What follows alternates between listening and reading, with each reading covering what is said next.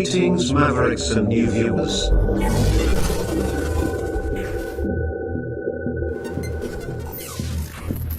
Tonight, direct and live from the Maverick News Network World Studios.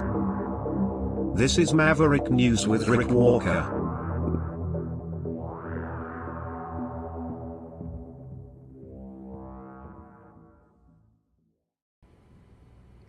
Hello everybody, welcome back to the Maverick News channel. Hello Mavericks and new viewers. We're still on the Trump trade war.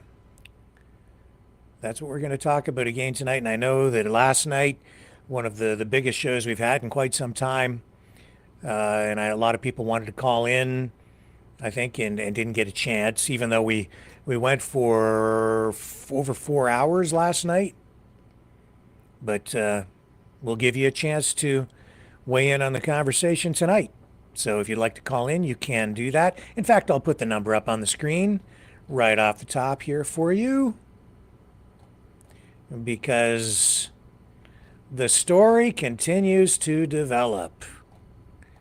Let me see here. Here's the number, 1519-401-1373. We're going to work our way through the content that we have lined up for you, and there's lots to cover here tonight. Don't call in right away. There's the number, but we definitely want to get to Pierre Poilievre, leader of the Conservative Party, responding today to Trump's tariff war on Canada and Mexico and China and the EU and the world. And of course, Poilievre is also responding to Trudeau and the Team Canada government approach, the response that's coming, the retaliatory measures to the Trump tariffs on Canada. We also have a response from the Premier of Manitoba tonight. The Auto Manufacturers, Parts Manufacturers Association of Canada has also issued a response telling Trump to grow up and outlining some very real hard information that shows that what he's doing is going to be destructive to the U.S. economy, not just to Canada and not just to Mexico. And Kristi Noem on Fox News making assertions that I would say are far from accurate, and I'm being polite. Stay with me, folks. There's a lot to unpack tonight. You know, someone very profoundly once said many years ago that if fascism ever comes to America, it'll come in the name of liberalism.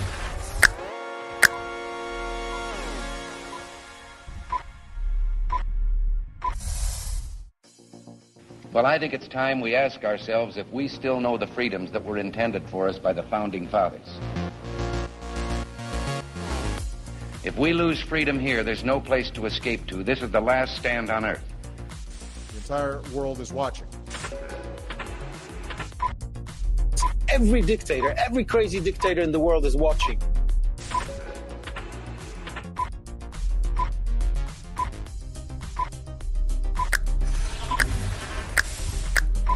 The world is watching.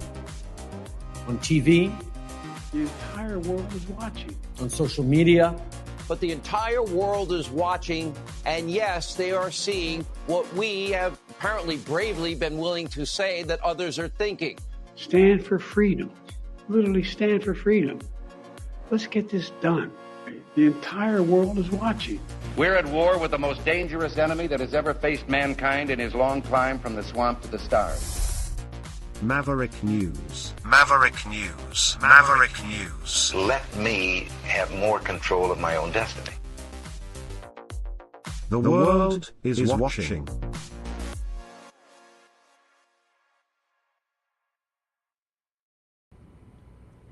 Okay, let's get right to it. Pierre Poilievre, leader of the Conservative Party, and here's his response. And we've got more from Trump tonight, too, so stay tuned for that. But let's get right to this. Last night, Trudeau. Tonight, the man who appears destined to replace him, but this isn't going to be a carbon tax election the way Pierre Poilievre has been planning.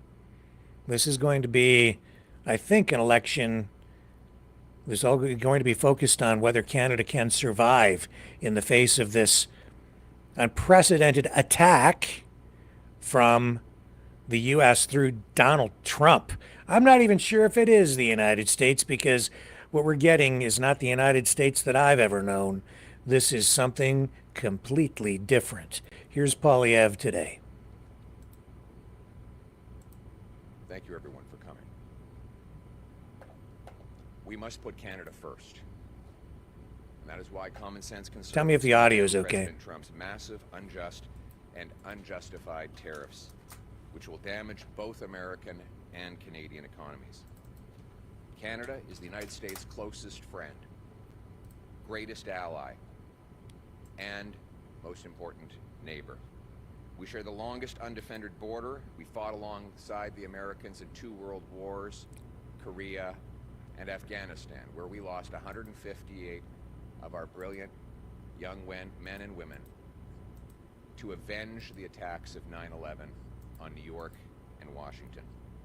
There is no justification whatsoever for these tariffs. Okay, if the audio is low on this, I'm going to go to a different source. Let me bring this up. I'll restart this since we just got underway with it, and this will have better audio for you. Here we go. Here's Pierre Poilievre. Merci beaucoup. And now in English.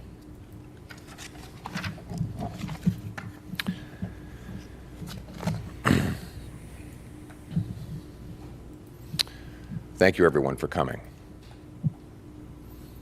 We must put Canada first. And that is why common sense conservatives condemn President Trump's massive, unjust, and unjustified tariffs, which will damage both American and Canadian economies. Canada is the United States' closest friend, greatest ally, and most important neighbor. We share the longest undefended border. We fought alongside the Americans in 2 world wars, Korea, and Afghanistan, where we lost 158 of our brilliant young men and women to avenge the attacks of 9/11 on New York and Washington. There is no justification whatsoever for these tariffs or this treatment. Canada will never be the 51st state. We are an independent, proud, and strong nation. I'd like to speak first to our American friends. You are our friends. You are our neighbors. We share the longest undefended border in the history of the world. You buy our products, and we buy yours. You have a trade surplus with us when energy is excluded. And when it is included, the deal is even better for you because you buy our oil and our gas at massive price discounts. Not because we're nice Canadians, but because here at home we've made really dumb decisions to prevent us from exporting our energy to any other countries. But either way, Americans are better off with this friendship. We share a continent, we share the same risks and the same potential enemies from around the world. Those kinds of enemies can metastasize into real dangers and actual attacks, as you saw suddenly and unexpectedly on 9/11. It's good to have friends when those sorts of things happen.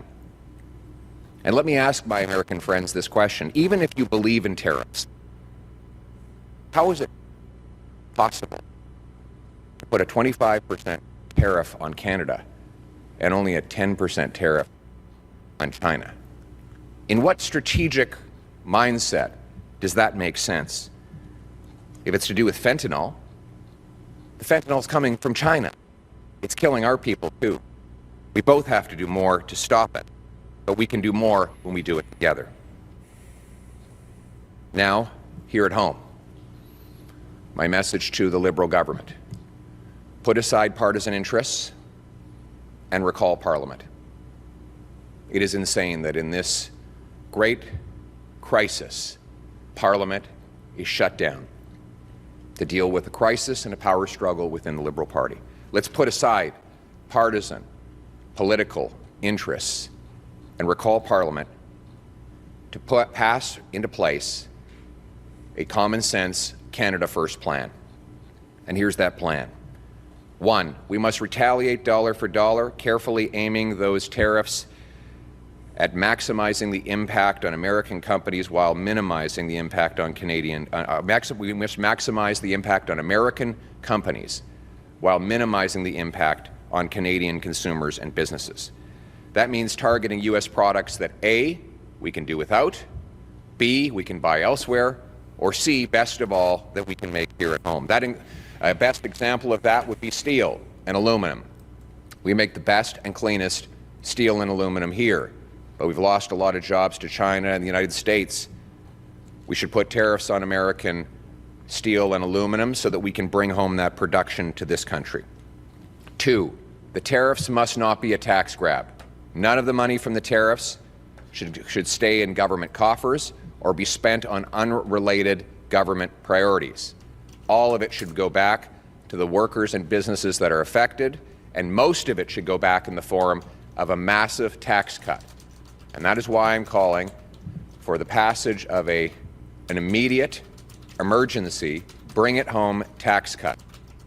The tax cut would be designed to save jobs, create jobs, crush inflation, and boost our economy. We need to cut taxes on work, investment, energy, home building, and making stuff at home. Let's start by axing the Liberal carbon tax and the Liberal capital gains tax hike. They should be the first on the chopping block. 4, we must immediately scrap the Liberal anti-energy law C-69 and greenlight job-creating projects now. That includes LNG plants, pipelines, mines, factories, port expansions, so that we can get our products to overseas markets without going through and profiting the United States. It was insane for us to block our industries before this crisis. It is a fatal mistake now.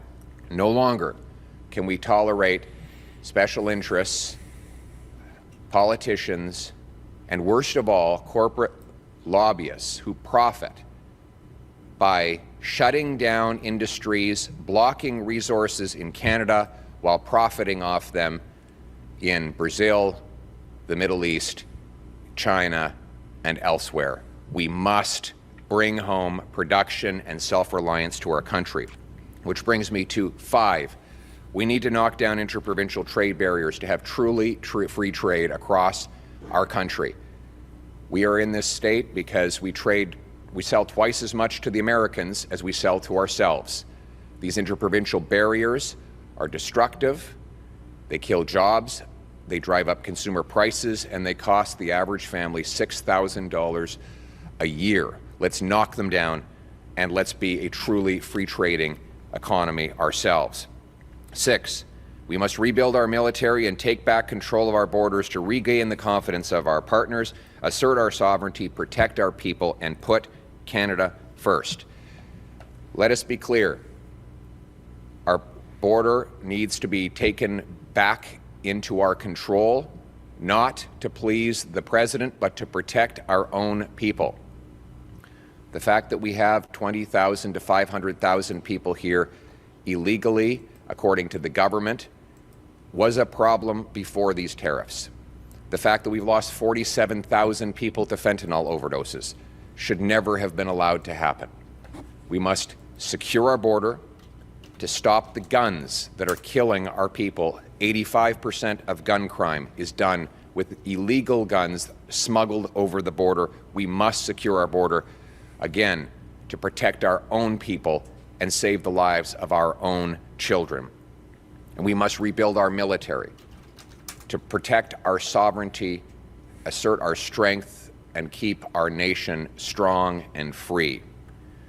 Finally, we must lock arms with American economic interests that favor Canada, the workers and businesses that depend on trade with Canada should be marshaled to pressure the administration to back down. We must go to key states that will be up for grabs in the congressional elections 2 years from now and let their congressmen and senators know that they will be running on a bad economic record if refinery workers have lost jobs because Canadian oil can no longer make it to them, or if young families can't buy homes because lumber is even more expensive for home builders, or families that are already suffering from inflation are paying more for gas because our energy has become more expensive due to American tariffs. We must lock arms with all of those economic interests in the States to build an American coalition against the tariffs and in favor of free trade between our two great countries. As always, we will stand strong with growing confidence. We are the second biggest landmass in the world, 41 million brilliant people, the third biggest supply of oil, fifth biggest supply of natural gas, biggest supply of uranium and potash. We have not one, two, or three coasts. We have, if you include the Great Lakes, we actually have 4 coasts that can take us to tidewater. We have the biggest supply of fresh water anywhere on Earth, the 5th biggest supply of farmland. We should be the richest nation on Earth.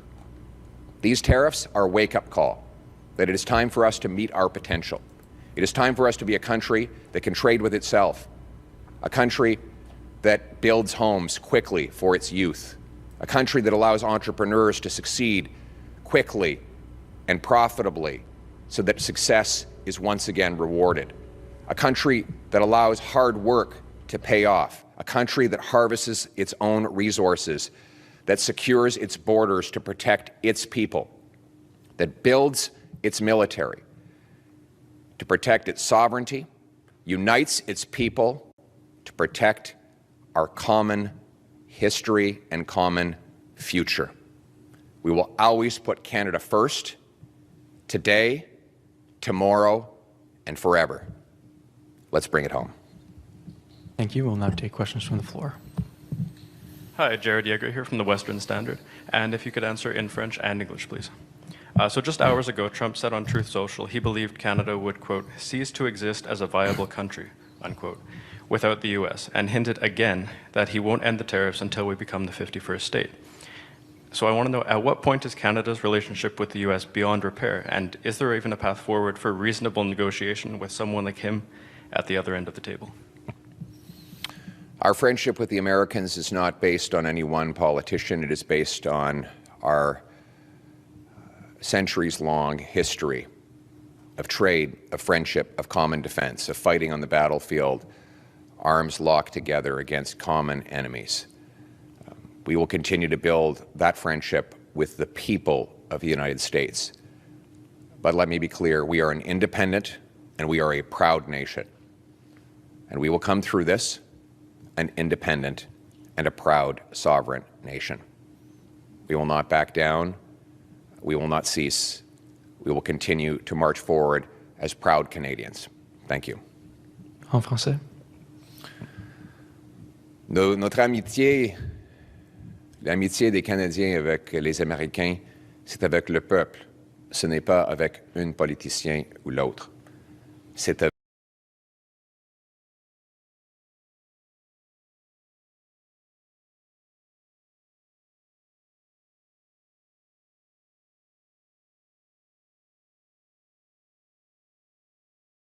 américains afin de mettre la pression sur leur gouvernement d'enlever les tarifs.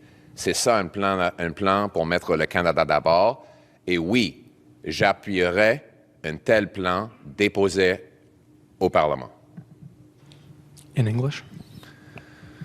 Well, the question was whether I would support a Liberal plan in Parliament to respond to the tariffs. Well, we haven't seen any plan, so it's very hard for me to say whether I would support something I haven't seen in a Parliament that is shuttered. The question should be for the Liberals why they have shuttered Parliament in the middle of a crisis.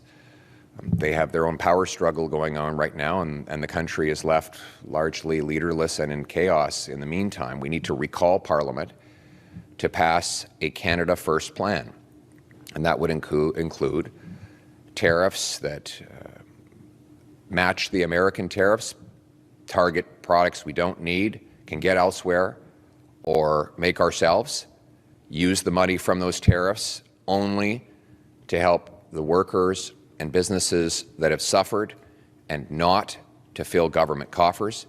We need a massive bring-it-home tax cut on work, investment, home building, energy, and making stuff in Canada.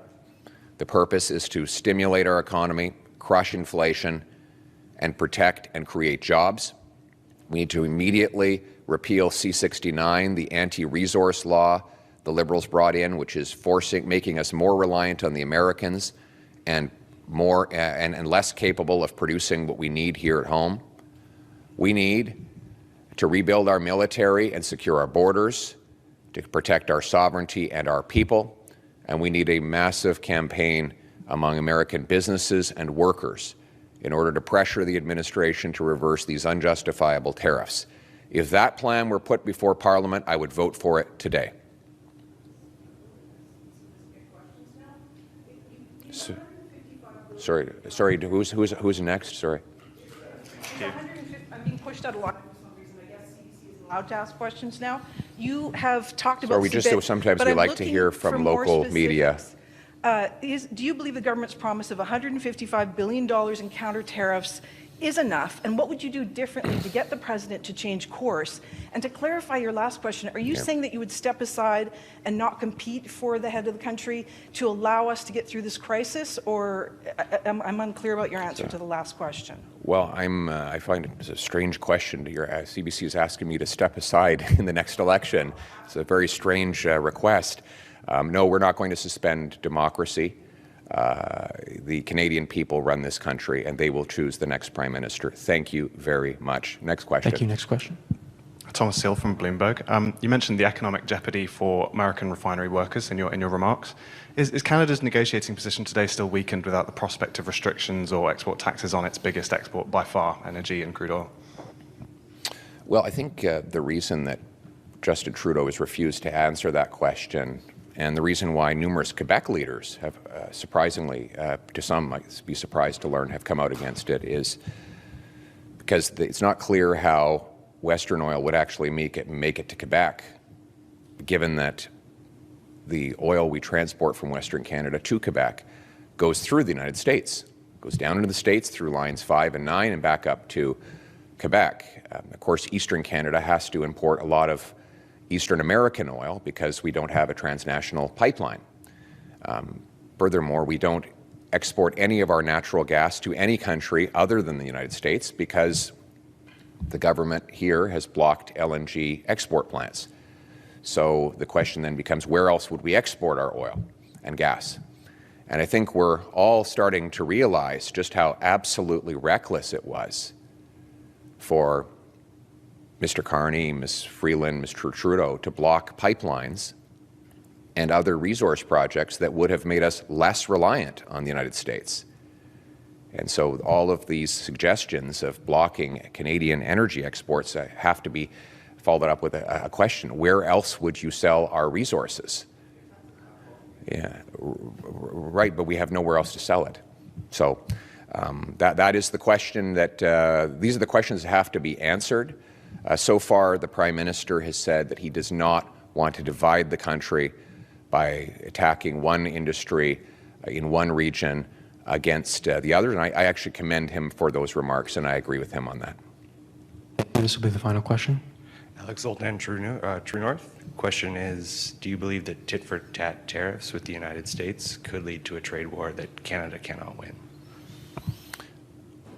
I believe we're already in a trade war, and I believe no one will win. I think both countries will lose, and that's my message to our American friends. Why?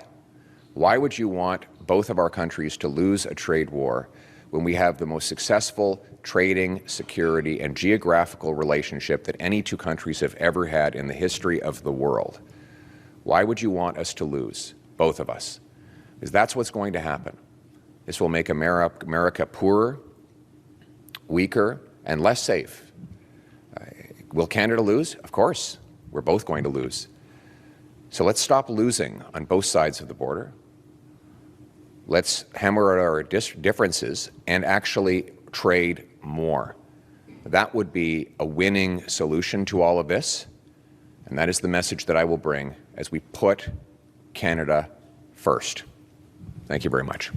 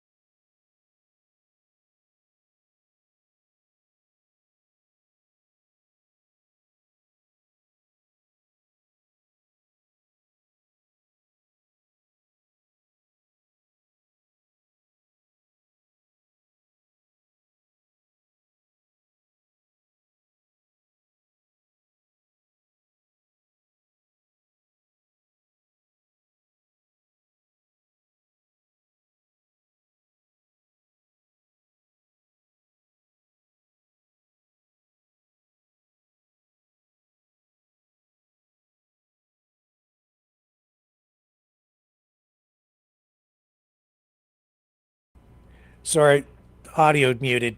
I'll backtrack here, folks. It's because the phone keeps ringing. Let me backtrack. Hang on, I just can't. Too much going on all at the same time. Too much phone calls, buttons to push. I apologize. We ended up on mute because of all the noise and everybody trying to get through. I will go to the phones in a moment. Let me speak for a moment to you. With respect to the prorogation, I'm going to say something here that you haven't really heard anywhere else, and I'm just throwing this out. There are several reasons why a government might prorogue Parliament, which is where we're at right now in Canada. And while everyone is thinking that Trudeau is doing this just to extend his government to buy time while they go through a leadership selection process, and there is some truth to that, there may be another reason which he can't really tell us why. And the reason I'm saying this is because I've noticed that the words he's been choosing for quite some time have been very carefully chosen with regard to this and some other matters as well. What am I getting at?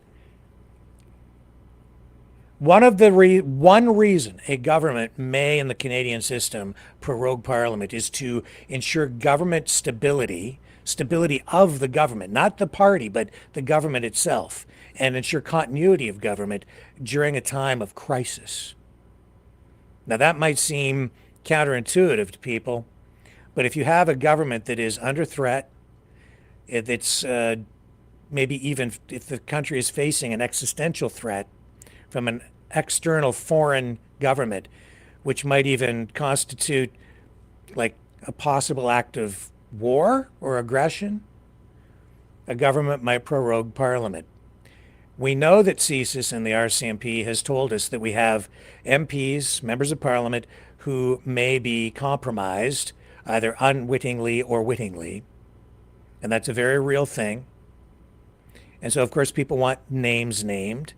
And we don't know why exactly the government has not been willing to give us the names. But I do know this. I know Jagmeet Singh stood up and Trudeau have both stood up and have indicated that these members of Parliament who are compromised, they've told us, and you can go back and find the clips, and I don't think this is registered with some people, they're saying that it's Conservative MPs. And Pierre Poilievre is saying, has refused to get the security clearance, as he's been urged to find out who those people are, so that he could, in the advice of the other leaders of the other major parties, so he would understand and know what he could do to protect his party going into the next election. And I've also said that the Liberals have something up their sleeve. That there's something going into this election that I think Trudeau knows that Pierre Poilievre doesn't, that they might use as an election bomb to drop on the Conservatives that might help them get reelected. Well, at the same time, maybe they're trying to help Poilievre, but I don't know. What I'm going to suggest to you here is, let me show you something else. And this is sort of the standard narrative that's surrounding all of this from people who may or may not really know what's going on. I would say probably don't have all of the information. I don't have all of the information. There's some speculation here, all right? But given the circumstances that we find ourselves under, I think this is quite valid, frankly. Otherwise, I wouldn't be sharing it with you. Here's Tom Quiggin. He's associated with Veterans for Freedom. He also has 40 years experience in military service intelligence. And he's saying here that, but he's retired. So he doesn't have, I don't think, the inside dope on this. But he says that the greatest threat to Canada right now is foreign infiltration by China, Muslim Brotherhood, and Iran. 2, globalist progressive politicians who believe in Canada as a post-nationalist state. 3, corruption in government, which has progressed to racketeering and looting of the Treasury.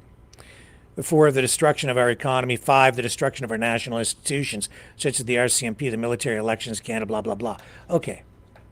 I disagree. I think that the actual true existential threat, the greatest, I'm not saying that those things may not be serious threats to the country, but the greatest existential threat to Canada right now is Donald Trump. It's the United States of America, which I never thought I would ever hear myself say. But there it is, and it's right in front of us. And if you can't see it, you're just choosing to not see it. This is economic warfare being waged upon our country. And not just us, but against Mexico, China, the European Union. That's coming next. He's promising to do that. These are all of America's allies. And he's waging economic warfare on all of us. In fact, most of the world. Donald Trump has gone to war with the world. More so with his allies than America's adversaries. Here's the thing. Justice Hogue, last week, if you really listen, she didn't say there's nothing to see here, as some people who just want to get Trudeau out are accusing her of. No, listen very carefully to what she said. Read the report, as I have, And you'll see that Justice Hogue is warning us about quite a number of threats, very real threats.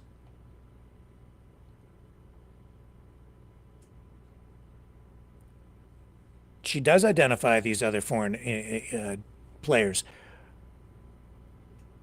But if it's the United States, there's no way they're going to tell you. Because the U.S. is right on our doorstep. The U.S. is an ally.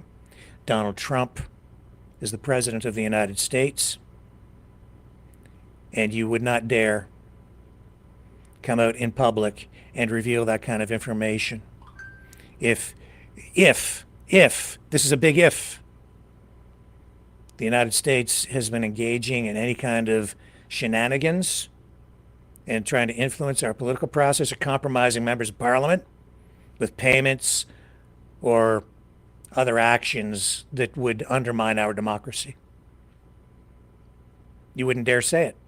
Because if you say it in public and identify the United States as an existential threat to the country, Trump will just take that, flip it upside down, and tell us, or tell the world, that that's a threat to the United States, that we now pose a national security risk to the U.S. They're already going down that road. They've already been saying things like, Lieutenant Steve Rogers, who got so many people to write letters during his SOS campaign, asking the U.S. government to actually come and liberate us. It's a trick used on the weak-minded, or people who are just outright scared, or people who are malleable because of so many things that have happened over the last few years that you can convince them to do crazy things like that, which is basically to write a letter asking to be invaded. And I came out against that instantly because I could see it for what it was, and it's still ongoing. I just saw that guy on another podcast the other night. He's not promising you freedom. He's promising you tyranny. He's promising you an invasion by the United States of America. If the United States, if those MPs have been wittingly or unwittingly manipulated by the US of A, you wouldn't dare come out and say it. It would precipitate an immediate response, and I think that would be the danger. So I'm just throwing that out there. If you can't understand why they're not telling you, that's a very strong possibility. And I don't think I'm really off base saying any of that, because look at what's going on right now. You've got the President of the United States literally threatening Canada. Not just threatening, but actually taking aggressive action against us, waging economic warfare against our country. It starts on Tuesday.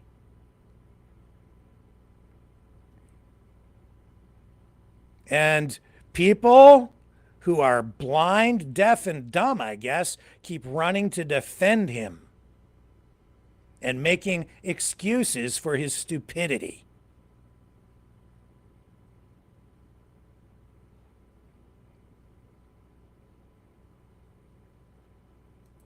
I mean, I don't know how much more blatant the guy can possibly be without, and people are like, okay with it. What's he doing tonight? Here's Trump tonight.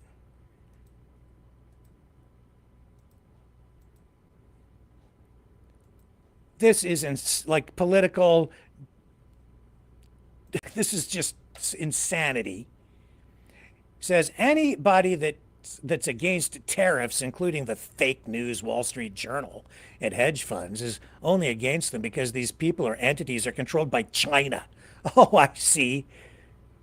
Or other foreign or domestic companies. Oh, I see. So the United States is a victim of foreign infiltration, foreign influence. I see.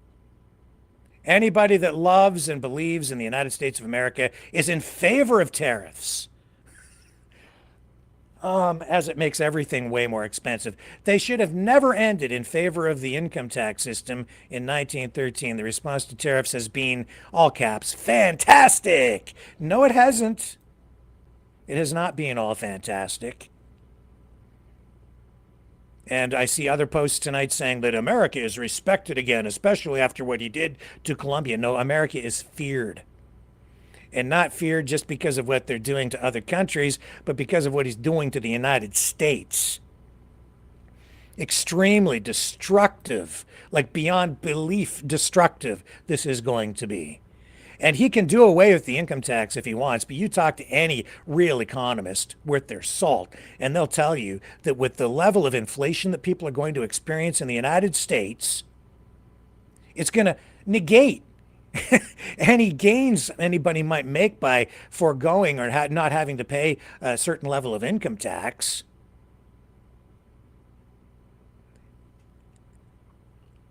You got to have crap for brains to think that this is going to be good for any economy anywhere. The only way he gets out of this is if these companies become so scared that they instantly shut down production in whatever country they're at with some branch plant and then move production directly to the United States, which ultimately is, I think, partly what he wants.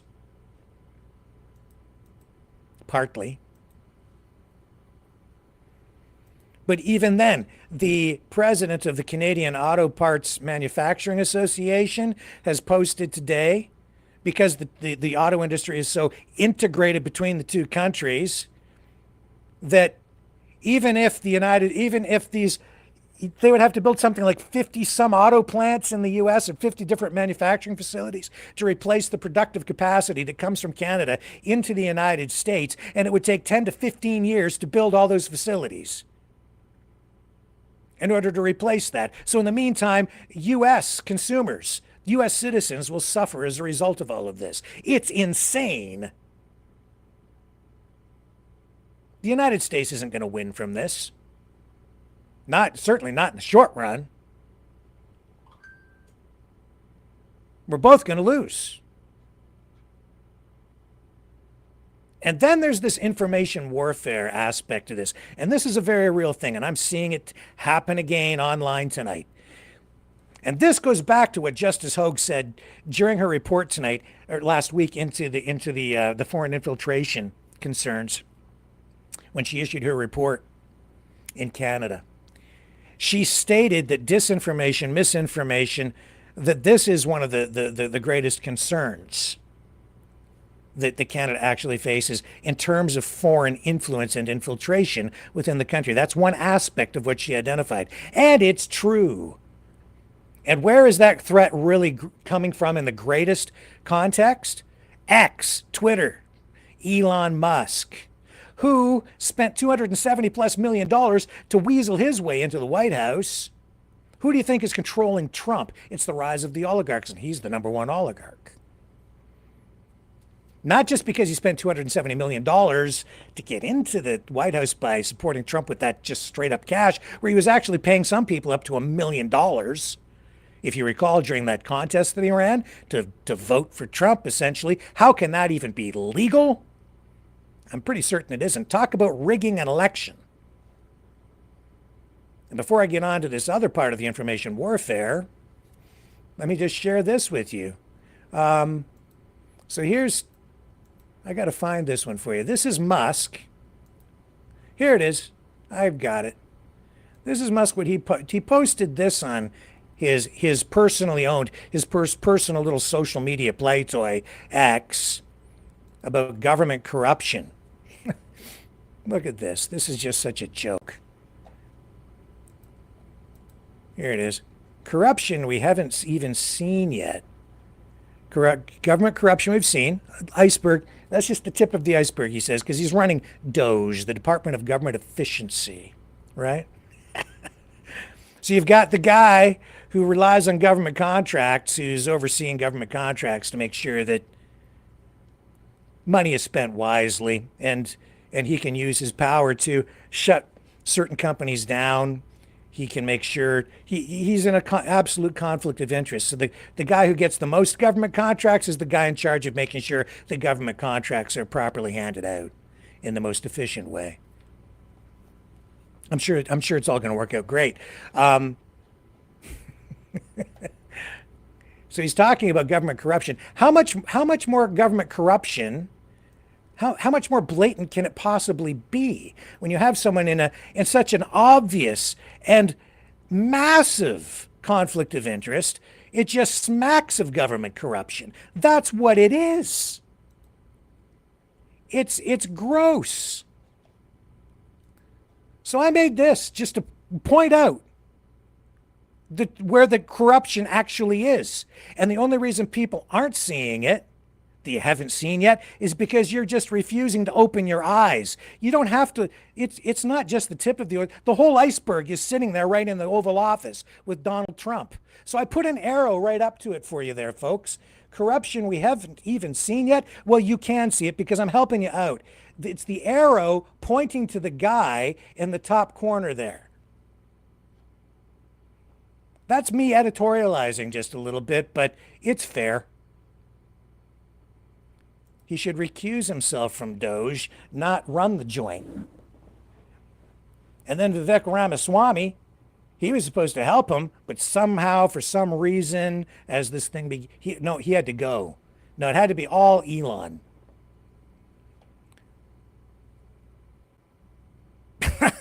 Go ahead, make excuses for the guy if you want, but it's just blatant. No way that guy should be running that department. It's just clear as day. And the information warfare rages on his social media platform tonight over these trade barriers. Here's Mario Nawfal, and it goes on from here. And look at what he's talking about here. Okay, first of all, this.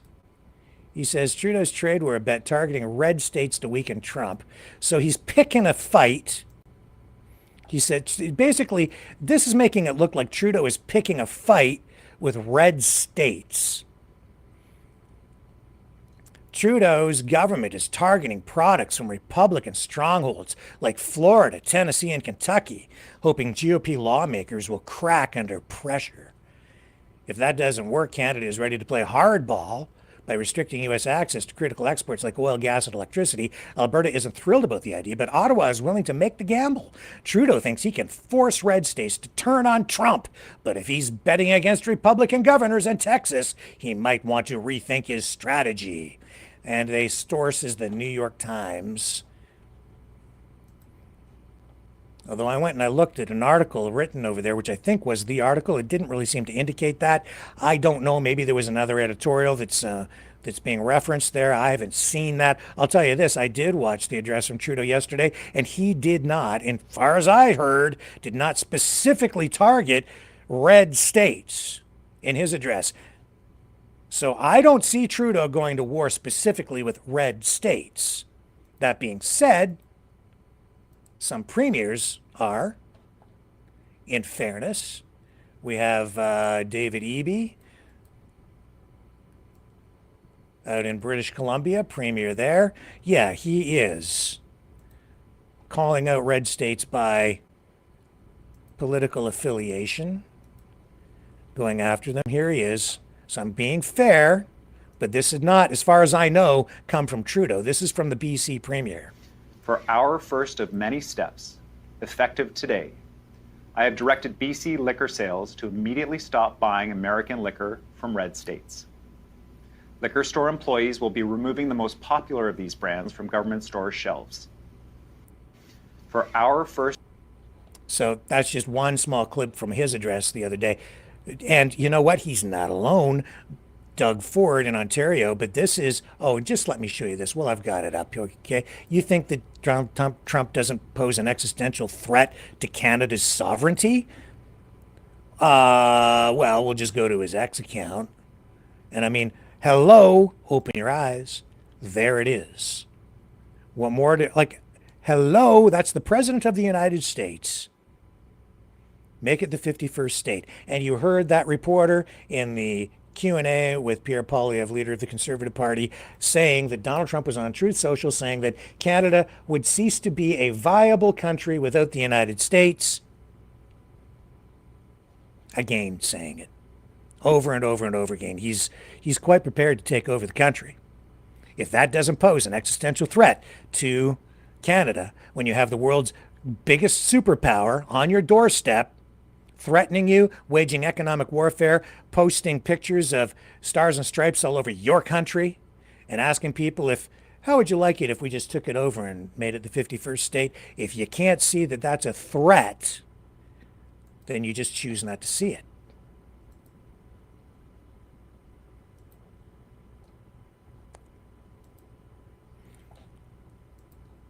Do you understand why if there's a threat from the United States inside Parliament, and even if it's externally, these politicians in Canada can't come right out and acknowledge it, because if they do, it'll be flipped around upside down, just like what we're seeing with these social media posts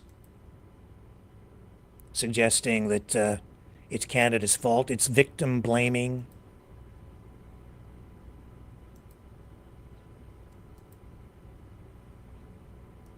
And it goes on. The information war extends to the Canadian dollar. Misinformation tonight on social media, as far as I can tell, this is completely inaccurate. This is making the round, saying that the Canadian dollar has fallen to $1.47 US. And people seem to be pretty happy about it. Here it is here. And I'm telling you, it's not true. I know it's not true because I went and I checked the value of the Canadian dollar. Here we go, right here. And it's not a record low, as some people are asserting. In fact, well, here, before I get you to that graph, I'm going to show you that tonight the Canadian dollar, here it is. It's trading around $1.68. It was $1.70 a few days ago. That's not that uncommon historically.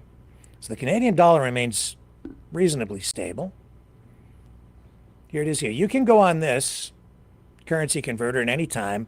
A dollar Canadian to US is is 67.873587 US dollars tonight, right now.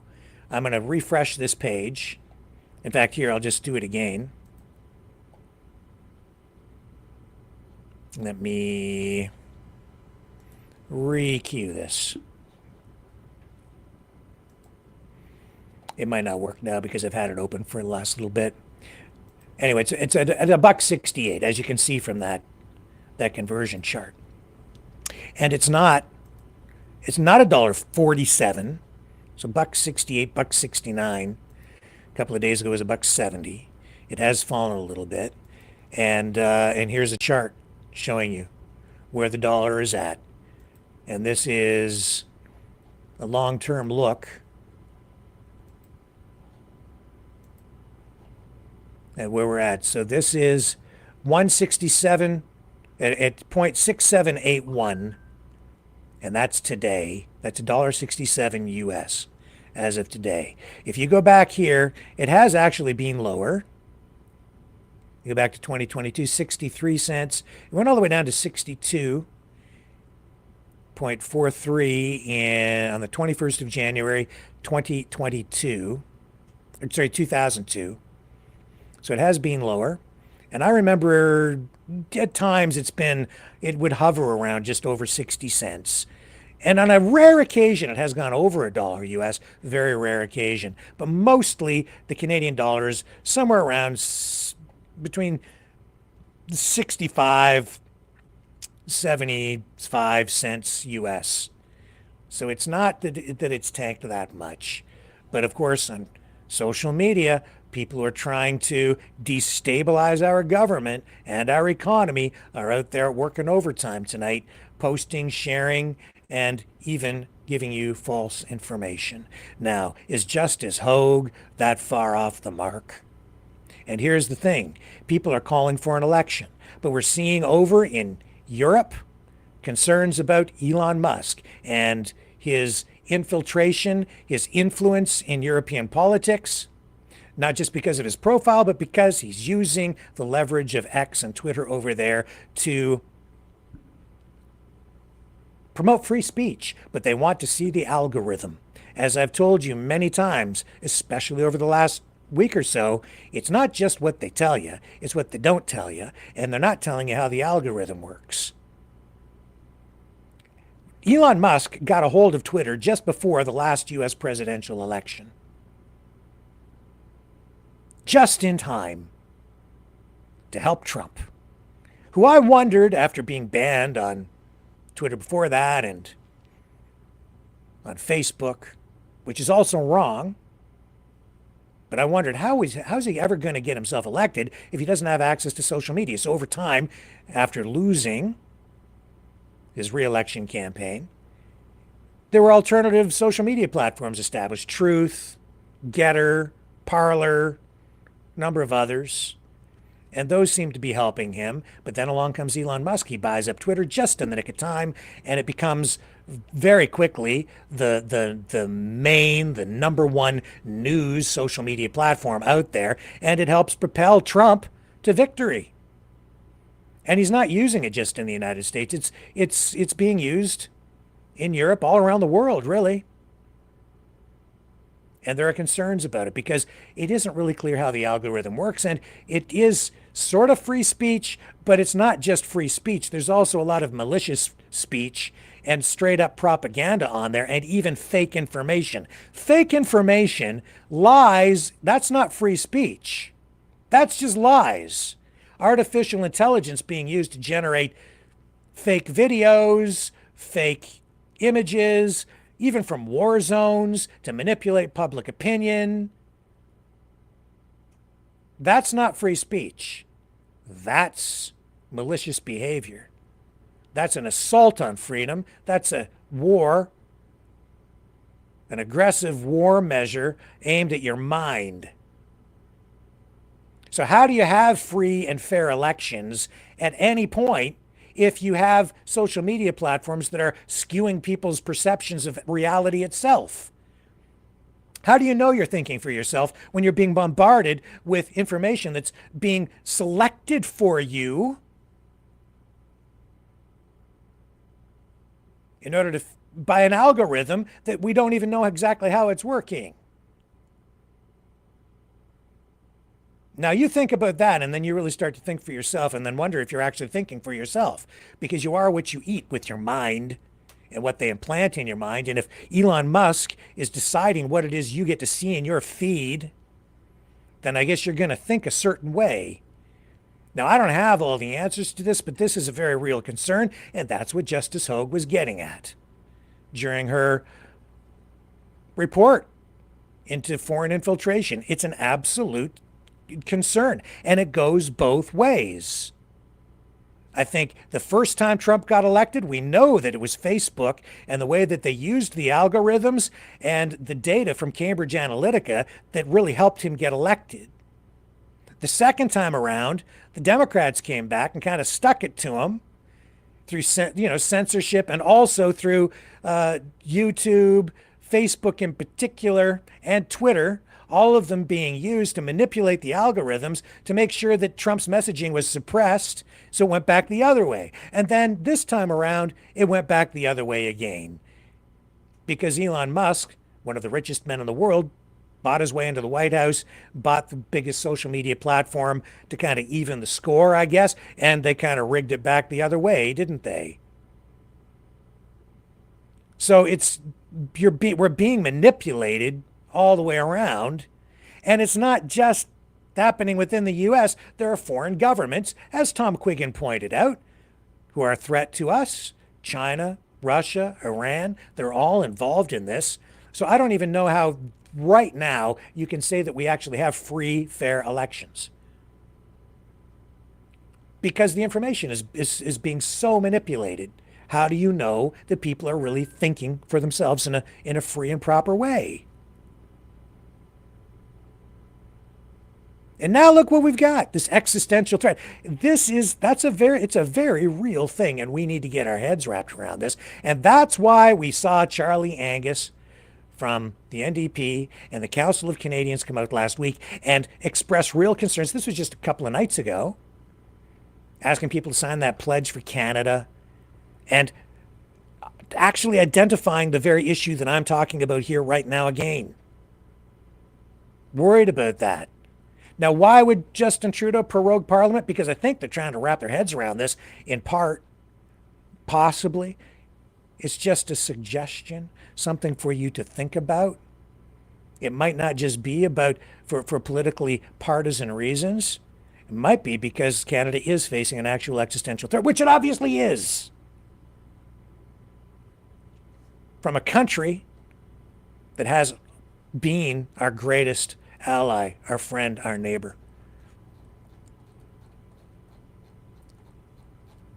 And whether there is, whether the foreign infiltration within the parliament itself and those particular MPs, if there is any U.S. involvement in that, even if there isn't, everything I've said still holds true because it's right out in the open. But even then, our politicians can't really quite come out and say that, because that also could be interpreted as aggressive language and flipped around to make it sound like Canada is in some way threatening the U.S. Because it's easy to turn that crap upside down. Saul Alinsky's Rules for Radicals accuse the other side of doing exactly what it is that you yourself are doing. Canada didn't threaten the United States. And then he's talking about, the drugs and the fentanyl and the illegal immigration. No, folks, that's an excuse. Do you know why? Do you know why Donald Trump is going after the border? You've got your politicians right now in Canada running around saying, well, and some people in the chat every night, well, just fix the effing border. Just fix the effing border. Just fix the effing border. No, the border is the manufactured excuse to do all the terrible things that he wants to do right now. Because, you see, with the renegotiated North American Free Trade Agreement, CUSMA, Canada, U.S., Mexico trade agreement now, that Donald Trump himself negotiated, the master negotiator, who now says it sucks as a deal. So I guess he wasn't the negotiating whiz that he wants us all to believe. Biggest loser ever, I guess, according to himself. No, you see, according to that agreement, you can't impose tariffs after coming to that agreement, which he has just decided arbitrarily not to honor. And you see, you can be taken to arbitration through an international arbitration body under the terms of that international trade agreement between the two countries if you impose tariffs, unless you declare that there's some sort of a national security risk or a threat to public safety. And under the terms of the agreement, that's how you get around it. You see, if there's a national security risk to the United States, if you have to declare an emergency, which he has done, then you can do whatever you want. So he just tears up the agreement by declaring that there's a border crisis and a drug problem, and it's an emergency and a threat to the safety of U.S. citizens. So he uses that as the excuse to just impose the tariffs, to then achieve whatever it is that he's actually after. And I don't know, maybe that map with the stars and stripes all over Canada has something to do with it. Or maybe he only wants part of Canada, but whatever he's doing is breaking potentially the country apart. Because today I see even a news conference with a member of the Bloc Québécois in Quebec from the government there asserting again the old narrative that Quebec is its own nation. And it is a distinct society as described as we entered into the constitutional arrangement in 1982. But you have now this guy and other people in Quebec, the separatists, really standing up saying, Quebec is its own, we are our own nation. We are our own nation, and we have to respect that. And that's all about immigration on the Quebec side. And this whole thing with Trump is about immigration. And Quebec is kind of a nation within a nation, just like First Nations are nations within our nation. But Canada is also a sovereign nation with internationally respected and defined borders. And the border between Canada and the United States is not the imaginary line that Donald Trump asserts it to be, which is, again, an assault on our sovereignty when said by the President of the United States, because it's been internationally recognized by both nations since the formation of Canada 150 years ago, and even before that.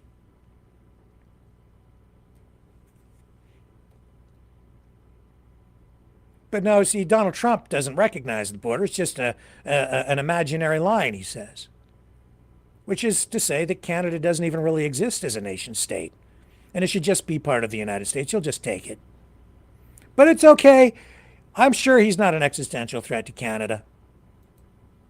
He probably doesn't mean it. He's just joking, right? People said that even up to like a week ago. And I even hear people now saying, well, maybe we'll still be able to head the tariffs off before Tuesday. Maybe something will happen. No, it's not going to. No, the tariffs are coming. Everything's going to get insanely expensive on the U.S. side. And then it's going to hit over here too. It's going to fuel inflation. It isn't exactly clear how it's all going to shake down, but it's not going to be good. There's going to be a whole lot of pain. And yeah, it is about immigration, not just in Canada, but also on the U.S.-Mexico border. And I would suggest to you, too, that some of the information, a lot of the information we're getting about what's going on that U.S.-Mexico border is also probably not quite accurate. In fact, I was just listening to a longtime conservative columnist and commentator, Diane Francis. And I love Diane Francis. I've followed her for years. Well respected. But there was a piece of information and something she was saying in an interview that she did just within the last day that was clearly a piece of misinformation that made it into her narrative or her answer to a question about the U.S.-Mexico border, about the number of murders on the U.S.-Mexico border. She said there are like 60,000 murders down there every year, and she identified the Mexico-U.S. border as the main problem for all of these things. But I would say that even there, you've got a very learned, very educated, very experienced political commentator who has fallen prey to some of this misinformation, finding its way into even her mind. Because the 60,000 murders per year, that's not really true. Unless I misheard what she said, that's not even close, again, to being reality. Like Donald Trump pulling these numbers out of his butt. $250 billion trade deficit with Canada, not even in the realm of reality, just making this stuff up. But once you tell a lie and you plant that seed and it grows on social media and it's repeated and repeated and repeated and it's repeated enough, people just believe it and they think that it's true, and it fuels this skewed sense of reality, and eventually the lie becomes reality because whatever people believe in their minds eventually just becomes real to you or to me or to anybody else who just gets these ideas in your head. And if you think it's real, I guess it's real. And it'll certainly affect the way you vote or respond. And at a time when maybe Canada and Mexico should be collaborating and working on a mutual response to these tariffs, which are going to be destructive to all of North America, including the United States. Instead, we're getting this kind of information that's flowing out at a time when Trump is actually sending troops to the U.S.-Mexico border. And it looks like after declaring drug cartels terrorist organizations, that would give the United States license there, too, to invade. Is that what we want? Do we want the United States really to invade Mexico? Because right now, a lot of people, frankly, up here are worried that the United States might actually invade Canada as a result of all of this craziness and insanity. It's true. I'm beginning to wonder myself. Here's a report. Fox, this is actually News Nation talking about what's going on the U.S.-Mexico border. Let's listen in. We also just got our hands on a memo out of the Rio Grande Valley sector that actually says that, this is kind of crazy here, that the cartels authorize the use of weaponized drones, explosives against CBP personnel and U.S. law enforcement down there at the southern border. Now, they're actually being encouraged, of course, to remain cognizant and vigilant, but they're also being encouraged to use their long arms, Blake. I have never seen this in a CBP memo before. They say, wear your ballistic gear, yes, but they're telling them, hey, have your long arms. Yes, they are saying, watch out for these weaponized drones. We've seen a lot of infighting with two different factions of the cartel down in Tamaulipas, that is on the south side of the border in the Rio Grande Valley. And they have like an all-out war happening between these cartel factions. So they are warning now that they might be using these weaponized drones against U.S. personnel on this side. So definitely cause for concern there. Wow. Also,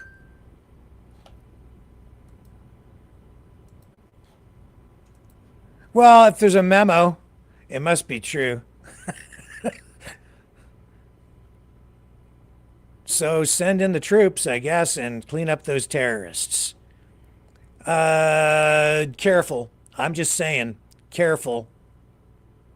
Tap the brakes here just a little bit. You're going to send the troops into another country, Mexico. I went on vacation in Mexico. I've been to Mexico a few times. You know, they got problems. You know what? You've got problems in the United States, too, with drug lords. You got lots of problems with drug lords down there. Way more than we have in Canada. You've got problems with fentanyl. Way more than we have in Canada. Cocaine, heroin, you name it, you've got it. You've got way more problems on your streets than we have in Canada. You got a lot of problems in the United States, folks. You do. And I love the U.S. I do. But I don't love what's going on here right now. But hey, if they got a memo, it might just be a time to invade. Just saying. Mexico's president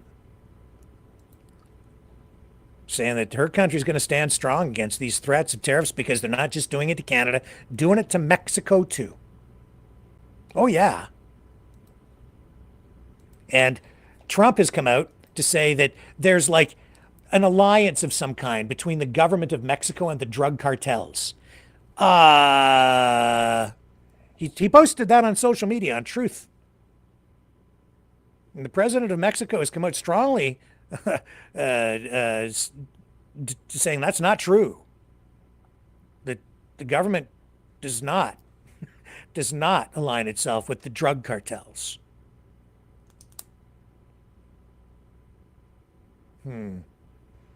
But hey, you know, if you're looking for a reason, here's the president of Mexico responding. Muy buenas tardes. Good afternoon to all of you, she says. As they are probably aware, yesterday the U.S. government imposed 25% tariffs to the products we export to your country. She's talking to the American people. It has been 30 years since this existed. Because we have a free trade agreement. Aha! Yes, we do. Oh, but Donald Trump doesn't care about that because he was crappy and it was a big loser when he negotiated Kuzma. The latest free trade agreement signed by President Lowe, President Obrador, and President Trump himself. Yeah, by President Trump himself. This measure of 25%, the tariffs, has effects for both countries. If Trump thinks the deal sucked, why did he sign it? Why did he negotiate it himself the last time around? This is his deal. He's the one who negotiated the latest incarnation of the North American Free Trade Agreement, Kuzma. But now, no, he's going to freaking go to economic war with Canada and Mexico. It has very serious effects, she says, for the U.S. economy, as it will raise costs tremendously of all products exported from Mexico to the United States. Will have a 25% higher cost, yes. In accordance with these measures, approved by the U.S. government, there are documents to support it. And according to this, one of the reasons for placing this tariff is for fentanyl entering the United States from Mexico and kills and causes overdose deaths. But even more irresponsible, terribly irresponsible, is that the White House issues a document where he says there are links between the Mexican government and organized crime. I would like to tell you about the communique I published through my social networks yesterday. Here I explain who are the ones who really have links to these criminal groups, the reason of overdose deaths of Americans, and I also say that if they want to act, should not set their sights on Mexico, but in your own country, Donald Trump, where they have done nothing to stop the illegal sale of this and other drugs. First of all, as I said yesterday, we categorically reject the slander done by the White House to the government of Mexico of having alliances with criminal organizations, as well as any intention to interfere in our territory. Sovereignty is not negotiated. If somewhere there is such an alliance, is in U.S. armories that sell high-powered weapons, yes, of high power, which are for the exclusive use of their army, to these criminal groups. This proved it. Take a good look. Proved it. The U.S. Department of Justice itself, January 8th of this year. Here I have the document that was published on that date, where the Alcohol Office, Tobacco, Firearms, and Explosives, which reports to the Department of Justice. Look closely. I understand that 74% of the weapons used by organized crime in Mexico illegally comes from of this country's military industry.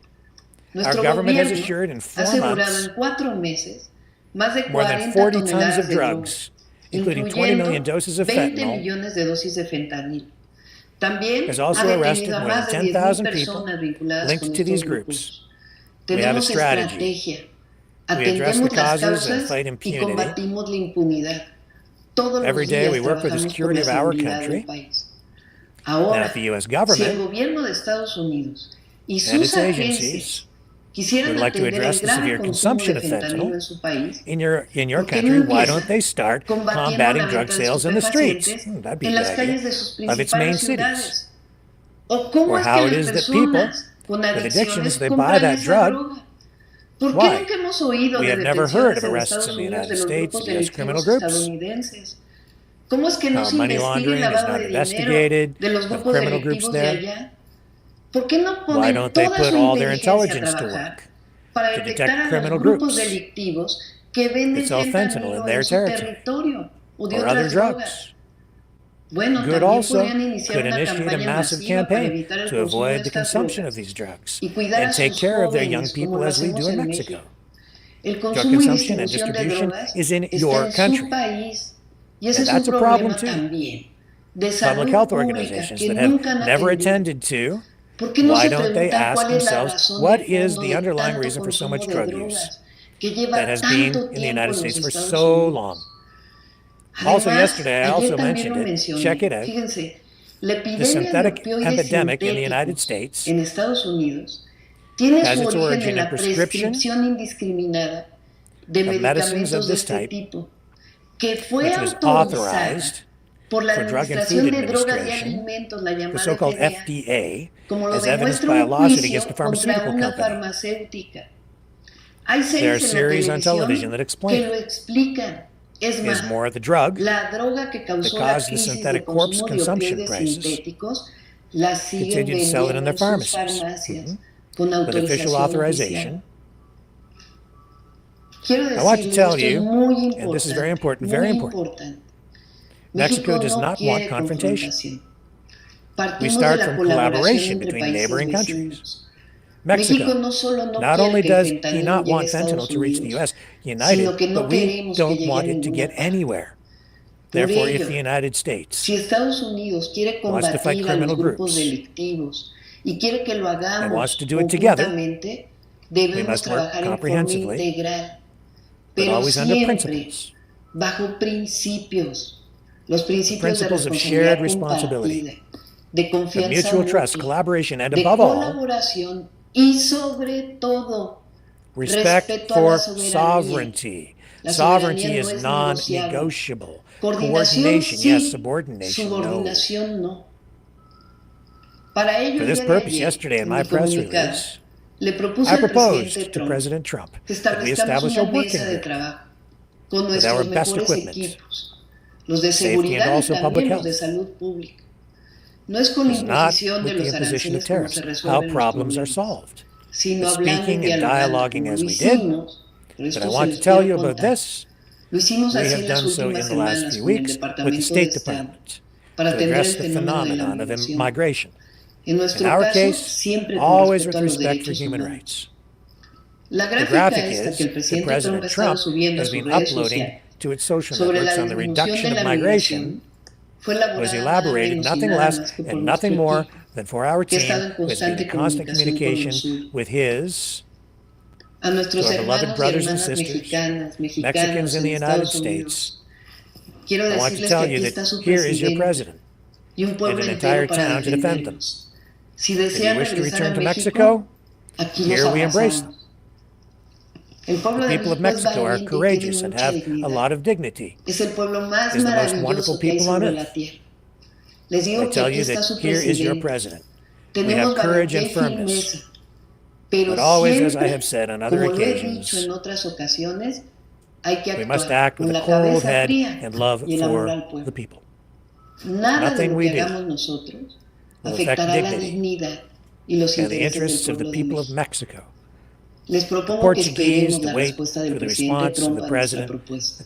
to our proposal, Y en la and in the mañanera del morning día de of mañana, en la tomorrow, mañanera in the del morning pueblo, of the village, les estaré I will be informing informando you of the las first primeras measures medidas de of lo que what we call llamamos Plan el B. Plan B.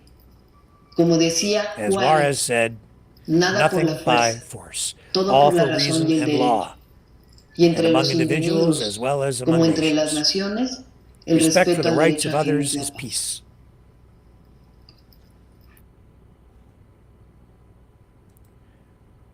Respect for the rights of others is peace.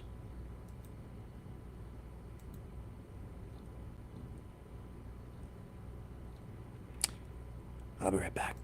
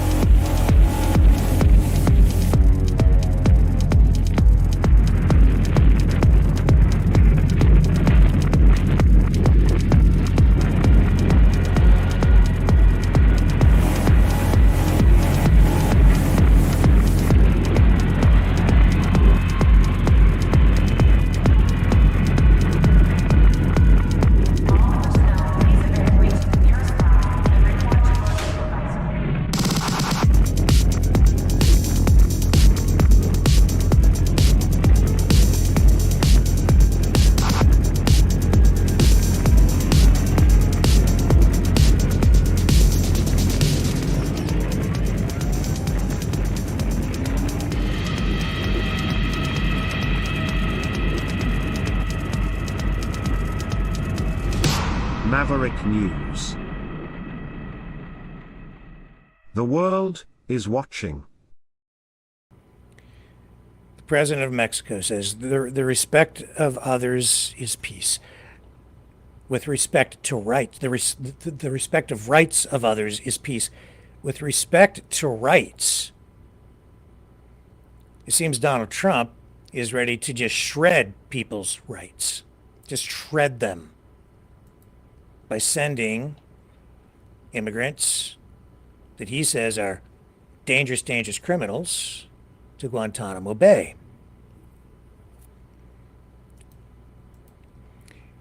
And helping him do that is Kristi Noem, who was on Meet the Press. And when I say shred rights, I mean it. Let's listen to this exchange on Meet the Press with Kristi Noem, and I'll comment. You know, Madam Secretary, economists all across the board are warning that ultimately tariffs lead to higher prices for consumers, and that these tariffs in particular could see prices increase on food, electronics, and cars. The president himself acknowledging this morning these tariffs could cause, quote, some pain. How is this move helping President Trump fulfill his campaign promise to lower prices? You know, you've seen the president take action already this week with Colombia, and you saw Colombia react in a very positive way that was good for everyone involved. Canada, Mexico, other countries have the opportunity to do exactly the same. So we have a strong leader. He has laid down exactly what Wait a minute. Canada has responded with a pledge to spend well over $1 billion. I think it was like 1.4 billion dollars on border security. The plan is already being enacted. You've already got some of those measures in place, and Trump didn't care. He won't even take a call from our prime minister. Like him or not, he's still the prime minister, and Trump won't even talk to him. So that's really not true. He is going to do and what the consequences are. I encourage their leadership teams to get on board and to make sure that they're not pushing up prices. If prices go up, it's because of other people's reactions to America's laws. And that's what... No, it's because, first of all, U.S. law doesn't apply in Canada. Secondly, okay, or Mexico for that matter, your laws apply in the United States.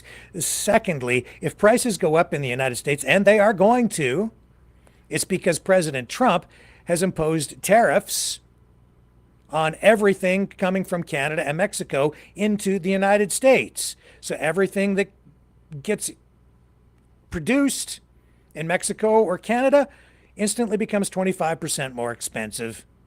Instantly. So just expect a 25% hike in the price of everything coming in. And even gasoline, diesel fuel is going to become more expensive because he's slapped a 10% tariff on even Alberta crude oil. That's not us, that's him. What President Trump is doing, he is making sure that we're not picking and choosing winners and losers, that the law applies equally to everybody, American citizens. It applies to those who are here illegally, and our world leaders across the country and across the world. They can help us, or they're going to face some consequences. Okay. Yeah, except, see, she also said in this interview, I was asked if the rule of, if the illegal immigrants who are being shipped off to Guantanamo Bay will be entitled to due process. And Kristi Noem came out and said, yes. Such as it is, I guess. That's not really true either. You see, the problem here is that illegal immigrants that are being rounded up, Trump is playing a kind of a trick in a way that people are not aware of. They're preparing Guantanamo Bay, which is in Cuba, on land that they lease from Cuba, a little patch of land, and they have 30,000 cells available there that they're getting ready to start taking in a lot of these immigrants. But an illegal immigrant declared illegal has very limited rights within the United States itself. And the only rights really being that are afforded to an illegal immigrant are those that really have been determined through some Supreme Court cases. I've been looking the stuff up to educate myself on this. They don't have the same rights as a U.S. citizen, but they have a few. But as soon as they ship them off to Guantanamo Bay, they have even fewer rights. And it becomes very kind of convoluted because and gray as to how much due process they're even entitled to there, because you're no longer on U.S. soil. You're not within the jurisdiction of the United States. And international law begins to apply there more so than U.S. law. Some U.S. law can still apply. And so when Kristi Noem says, yes, they'll be entitled to due process, the truth of the matter is it's very limited. And yeah, due process includes the right to an attorney. And yeah, you can get an attorney if you're in Guantanamo Bay. but the state isn't going to provide it for you. You have to get one yourself. And if you're poor, if you have no money because you've been fleeing tyranny someplace, looking for freedom in the United States, only to get to the United States and they get shipped off there, and you don't have 2 pennies to rub together, you don't have any money for a lawyer, I guess you're out of luck. Unless some philanthropic organization or a charity comes along and decides to represent you, and that can happen when you have people trying to do a good deed. Otherwise, you're going to be stuck over there. And then Kristi Noem and Tom Homan in the past week said, and that they weren't the only ones, a couple of other people from the new administration saying, well, we're sending them over there until we can process them and then send them on to their country of origin. And that's not true either, because it was about 3 days ago, Trump came out and said that the reason they're sending them to Guantanamo Bay is because these people are so dangerous that they can't even rely on their countries of origin to hold them, and therefore they're sending them to Guantanamo Bay so that they won't come back to the United States, which would imply that they're going to be held there potentially indefinitely. And how can he do that?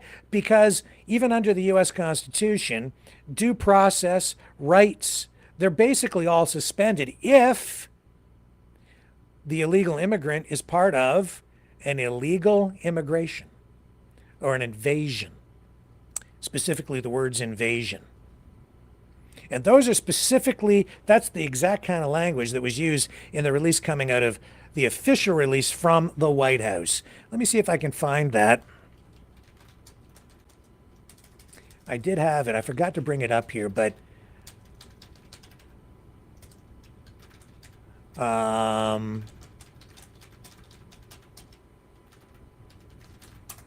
see if I can find it. I hope it's here. Here it is. Here's, yeah, Homeland Security. Oh, here's the White House. The so-called fact sheet. The wording is important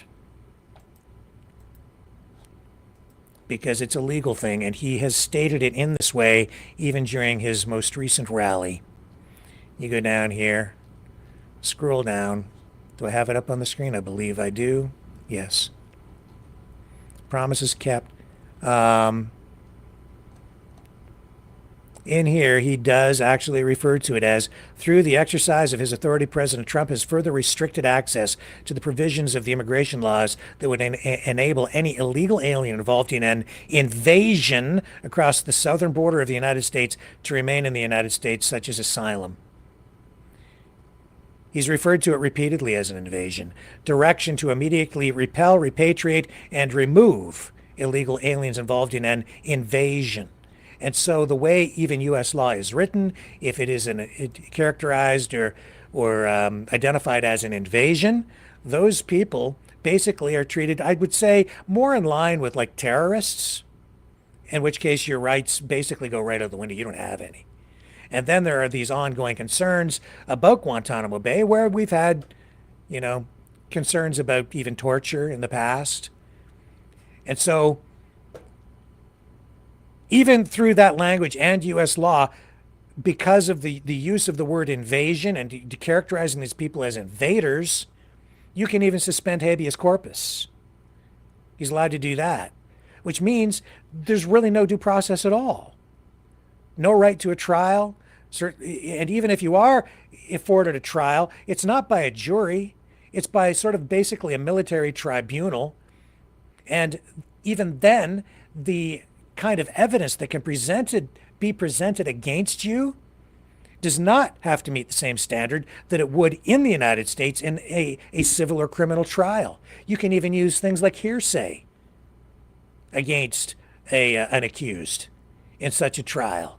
So the standard for conviction is certainly doesn't come anywhere near meeting the bar that it would if it was in the United States itself. Now, you might not want to hear this stuff because you might just want people deported. But if you are not willing, or if you just want to look the other way, while people are treated with no rights or not afforded any rights at all, and you allow the government to just basically scoop people up,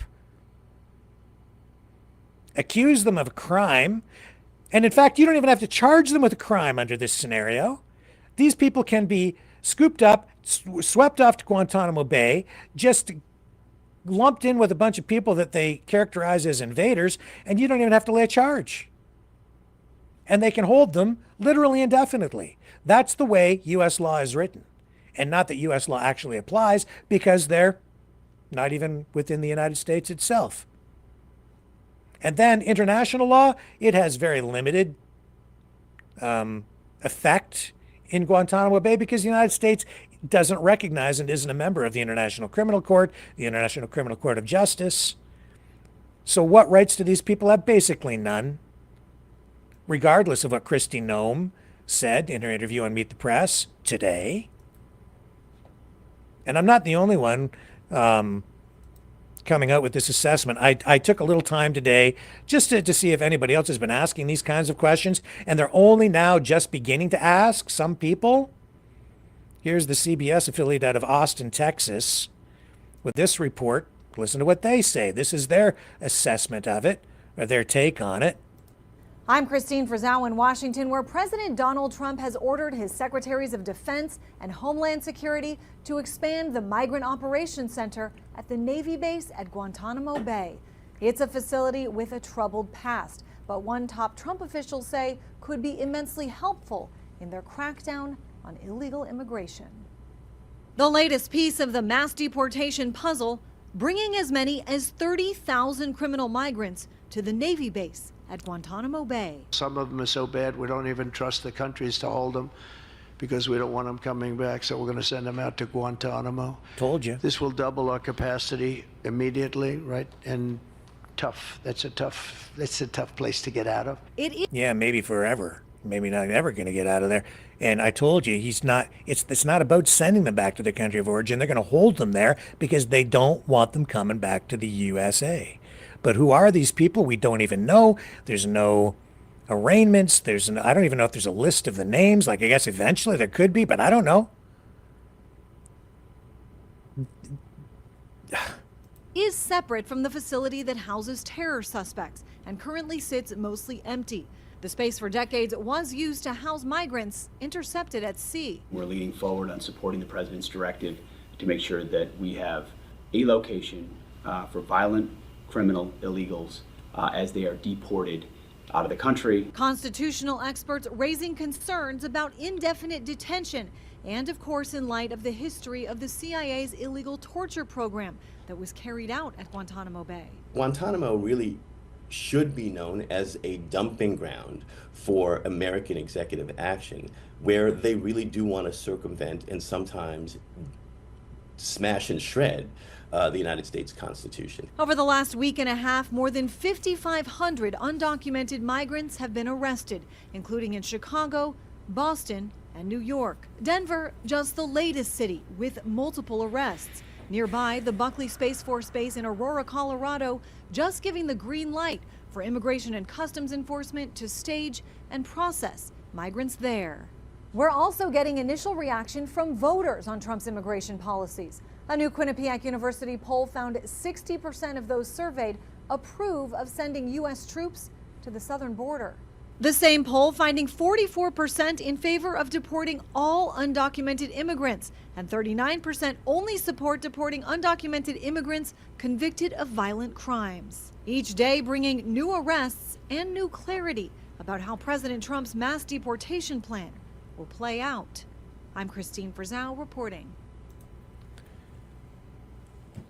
Okay, so,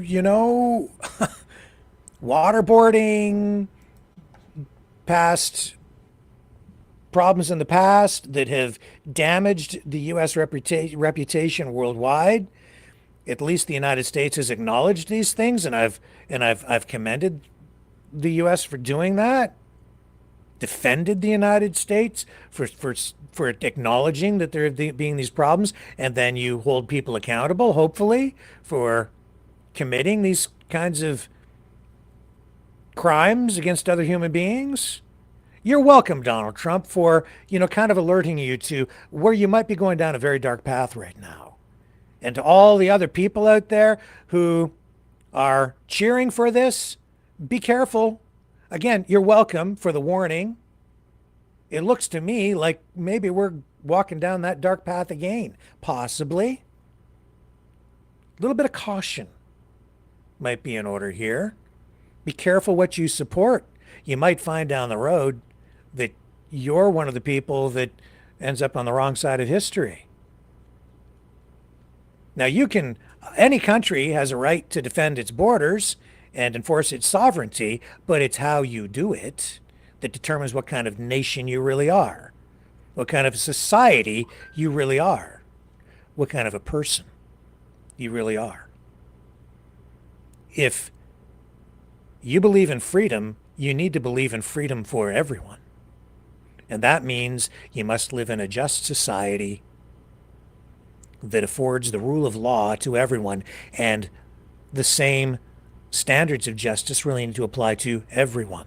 That being said, if someone comes into your country illegally, yes, they don't necessarily have all the same rights as a citizen would. For instance, maybe not to health care, but certainly there's a minimum standard of justice that needs to apply, and it's not acceptable to simply point a finger at somebody and say, you over there, you're a criminal, we're shipping you off to prison for an indefinite sentence, and you may not even get a trial, and not give them actual real access in a meaningful way to counsel. These are very serious issues.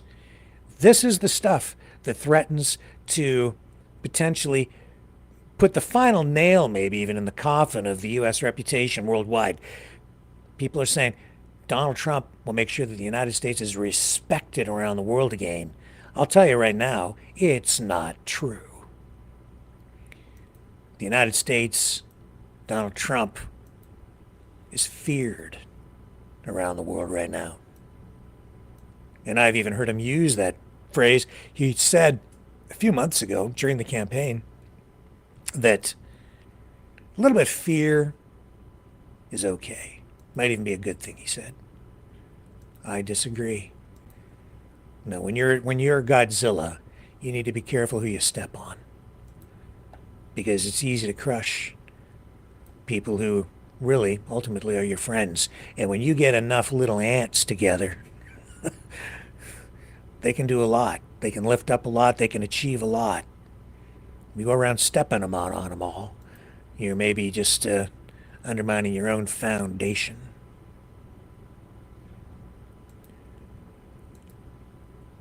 What happened to the United States that I know?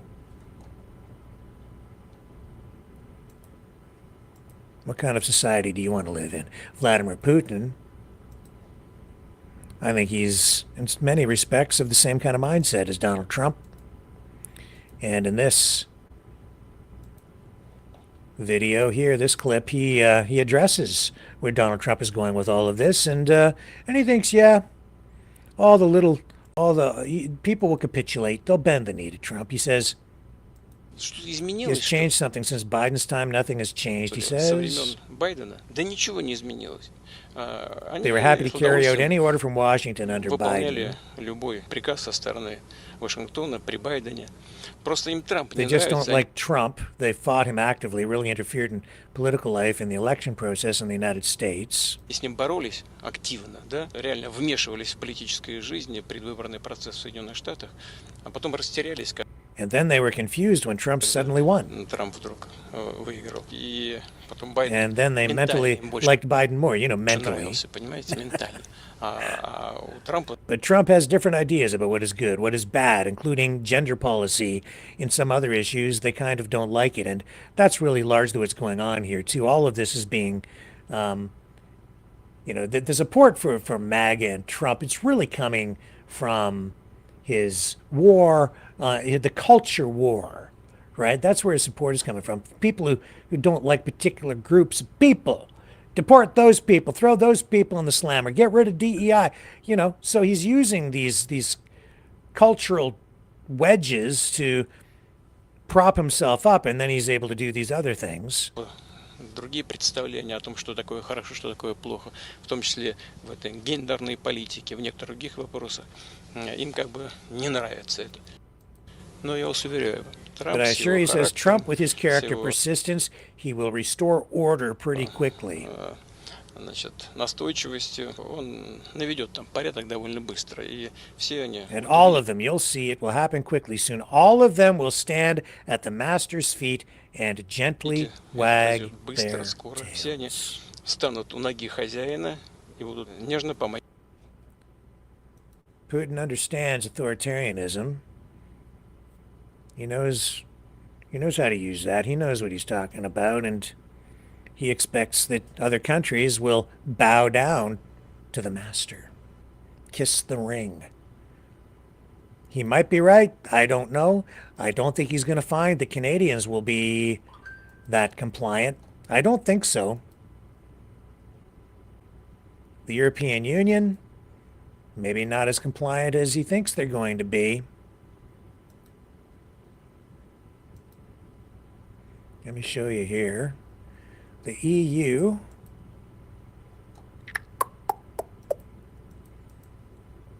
no, we got that one.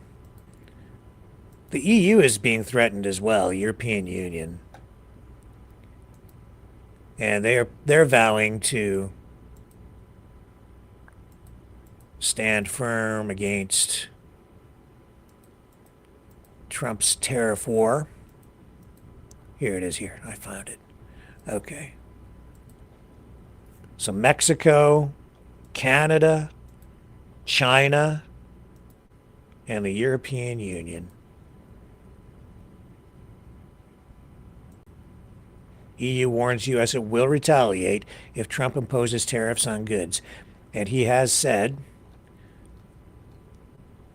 well, here, I'll show you. The European Union has said it will respond firmly if the U.S. imposes tariffs on the bloc, and the latest sign of discontent with President Donald Trump's trade tactics that are reverberating globally. On Friday, Trump said that he absolutely will impose tariffs on the U.S., absolutely will impose tariffs on the EU. The European Commission and member states will discuss the possibility during a trade ministerial in Warsaw Tuesday. Let me bring this back.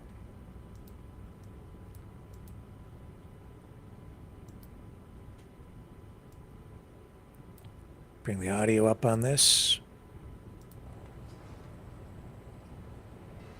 Do we have audio? A compass to boost the European Union's competitiveness.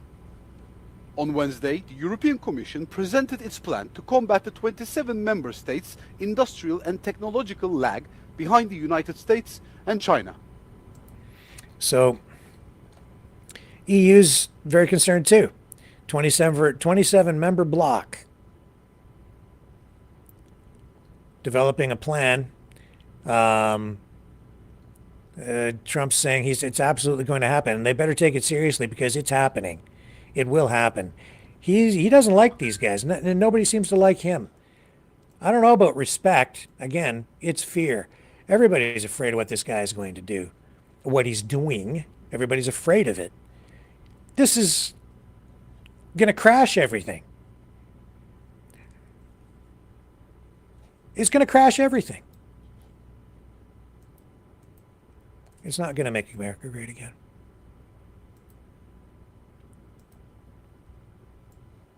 And all this going on, and then Marco Rubio sending now a message directly to Panama, because there's another place. It's like they see this threat from China down there. Oh, okay.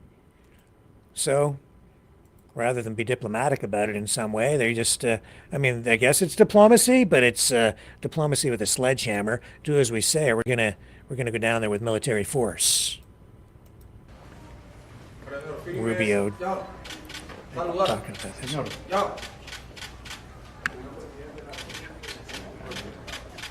Was in their meeting talking about this today. There he is.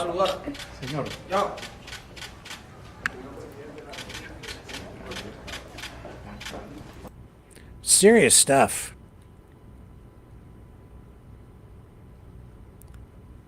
he issued this ultimatum to Panama's president, Jose Raul Molino, over the Panama Canal. He says, without immediate action to address Chinese influence, the U.S. will take all necessary measures to protect its rights under the treaty Axios.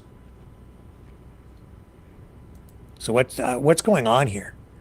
Trump's sending troops to the Mexico border. We see that we've already seen gunfire exchanged across the border between Border Patrol agents and cartels just in the last week. Now we're seeing memos sort of giving agents their license to take aim at the drones and fire back or whatever, kind of suggesting that these drones are weaponized, like they're going to go to war with the drug cartels. They're trying to tie the cartels directly to the Mexican government, which would then give license to the U.S. government to actually invade the country because they've classified the cartels as terrorist organizations. Therefore, if they're tied to the U.S. to the Mexico government, therefore the Mexican government would be classified as a terrorist organization, which would give the United States license to invade the country. And then you wonder why our politicians in Canada are choosing the words very, very, very, very, very, very, very, very carefully, and maybe that's why Parliament is being prorogued, and there isn't a full explanation or names as to what's going on with this investigation into foreign influence. And maybe that's why Canada, our politicians are proroguing Parliament in order to inject stability into a very unstable situation. It's just a thought. And you can hate on Trudeau all you want and hate on Jagmeet Singh. You can even hate on Pierre Poilievre. But the country is facing an existential threat just on the economic front alone. They want to put Canada under pressure. And then as we go into this next election, yeah, we should be taking steps to make sure that it is free and fair and as free of foreign influence as it possibly can be. And these tariffs alone represent foreign interference in our political process because it's being used as a political tool to drive a wedge in between political groups in our country. Those who are separatists, those who are loyalists, the French and the English, the have-not provinces and the have provinces, fueling the resentment to transfer payments from one province to another.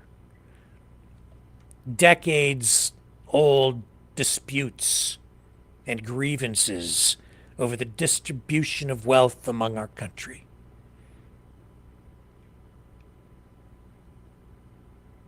We must be careful not to bend the knee and give in to false prophets and people making promises that are really just meant to usurp our freedom and our destiny as Canadians, our future wealth, not just for ourselves, but for our children, our grandchildren, our great-great-great-grandchildren to come, future generations, the entire nation. Oh, but you'll pay much lower taxes. So he's telling the people of the United States as well, Donald Trump is, you won't have to pay any income tax. We're just going to tax other countries with the External Revenue Service. Of course, you'll have to pay 25, 50, maybe even 100 or 200% more for everything you're buying. But we'll make those other countries pay. No, he won't. He'll make the whole world pay a price, but it will be the American people who pay more for everything in exchange for the false promise of no tax. But in fact, he's taxing you up front in a hidden way. You just don't see it. Well, he goes to work trying to destroy the economies of other countries, his friends, his allies, who he doesn't realize are his friends and allies, and even here in Canada, people who have supported him directly. Many of you in the chat tonight. He's screwing you. And he doesn't care. He does not care about Canada, or Mexico, or Greenland, Denmark, where some members of The European Union have even discussed possibly sending troops to Greenland to defend it against the United States in case Trump decides to invade. We're not the only country worried about American troops possibly ending up on our soil. Mexico? You're going to invade Mexico. You're going to invade Canada. You're going to invade Panama. You're going to invade Greenland. Is there any place you're not going to invade?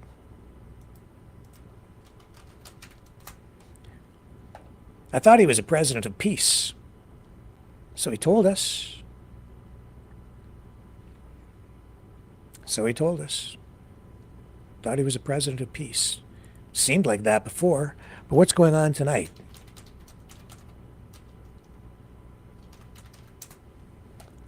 I know that they just released footage.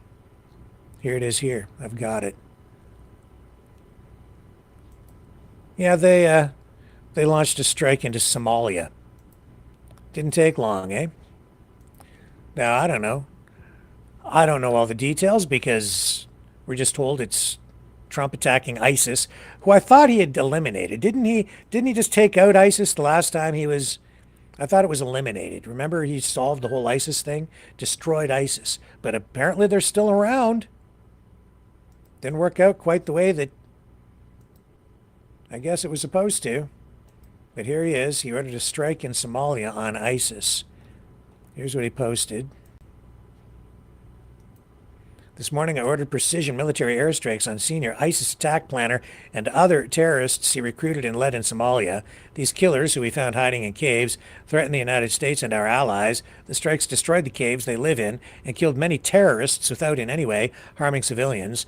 Our military has targeted this ISIS attack planner for years, but Biden and his cronies wouldn't act quickly enough to get the job done. I did. The message to ISIS and all others who would attack Americans is that, all caps, we will find you and we will kill you. Well, if they are indeed terrorists and they've been doing bad things, okay. But I guess when you're dealing with things on an international scale, I don't know. And then that fell to, I guess, Pete Hegseth. His brutal military dude who has vowed to turn the United States military back into the most lethal killing machine on the face of the planet. Well, he didn't have to wait long to get in a little killing practice. Here's the footage. Kaboom. That's in Somalia. Right. Okay. I want to learn more about it before I pass judgment.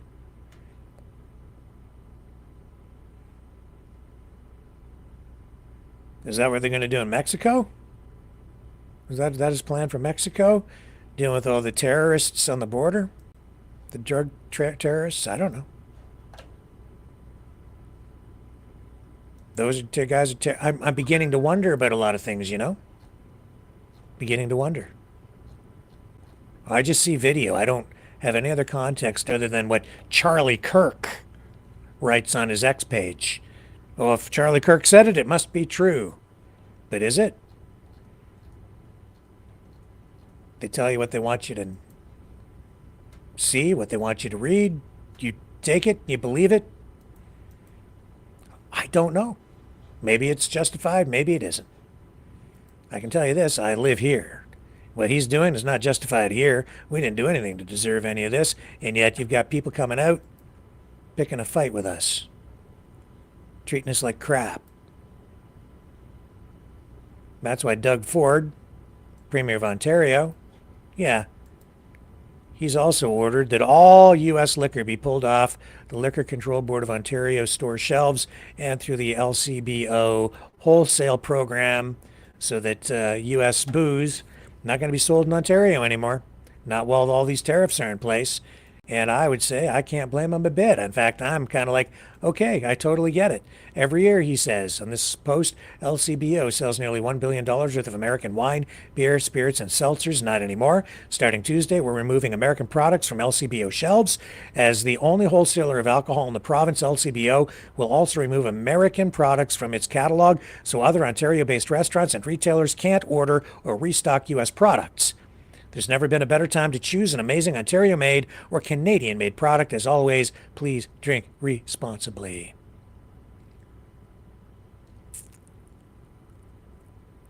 Yeah. And even Maxime Bernier, Mr. He loves Trump, I would say. Even he's saying it's important to understand that the 25% tariffs announced by President Trump today are not imposed on Canada. They will be paid by American consumers and businesses who buy goods imported from Canada. Tariffs are a tax, and Americans will have to pay more or go without our products. So that is very true. I didn't read the rest of his post there, but you've got the idea. And even he's cluing in.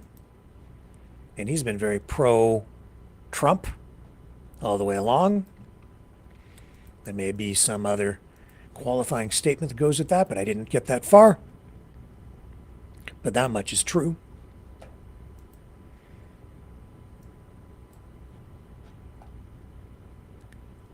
And here's Byron Donalds on CNN, a news organization that was highly critical of Trump in the past, but now suddenly they just seem to have changed their tune. Even CNN is kind of singing the MAGA tune these days, right in step, right in rhythm, right in rhyme. And it seems like they're on board with all these tariffs. Everybody seems to be on board with whatever it is that's going on. What has changed? Why suddenly has the mainstream media bent the knee to Donald J. Trump? Well, I will tell you that the cost of the American people for rampant illegal immigration and for the illicit drug trade that has started with precursor materials in China to fentanyl being put together south of our border in Mexico and then trafficked into the United States, those costs have been significantly more damaging to the American people than this proposed possible trade war. At the end of the day, what President Trump is doing is that he wants China and Mexico and Canada to take our national security interests just as seriously as they take theirs. And when it comes to fentanyl, let's be very clear. The precursor material is from China. The tablets are assembled in Mexico. They come into the United States, and they are the #1 killer of Americans between the ages of 18 and 45. So Donald Trump told everybody on the campaign trail he's going to use every tool available to secure this nation, and this is a part of it. Okay. But again, you know what? Your borders are your responsibility. Our borders are our responsibility. And we can work with you to some degree, but your borders are your responsibility over there on the U.S. side. So lock it down, man. You better start inspecting things more closely and patrolling the border. And only 1% of all the fentanyl comes from Canada. So, but there's CNN. You know why they're doing that? Because they're afraid, for whatever reason, which is to say that before the election of Donald Trump this time around, during the campaign and even prior to that, he kept saying, that he would go after these networks and, basically regulate them out of business if they continued to operate the way they were operating, which is to say that they were being very critical of him. So now he's been elected, and bam, change in tone on all these channels. Well, Trump says that he is doing away with censorship. Censorship rears its head and manifests itself in a variety of ways, not the least of which is regulations. Do it the way that I tell you to do it, or you lose your broadcast license. And maybe that's why Jim Acosta was relegated to a midnight time slot from a daytime time slot, and then ended up resigning, lost his job, and Trump applauded and cheered when he lost his gig. And other journalists as well. who were critical of Trump now being pushed aside, diminished, cast to the wind. I don't know, does that sound like free speech? Or is that just something else?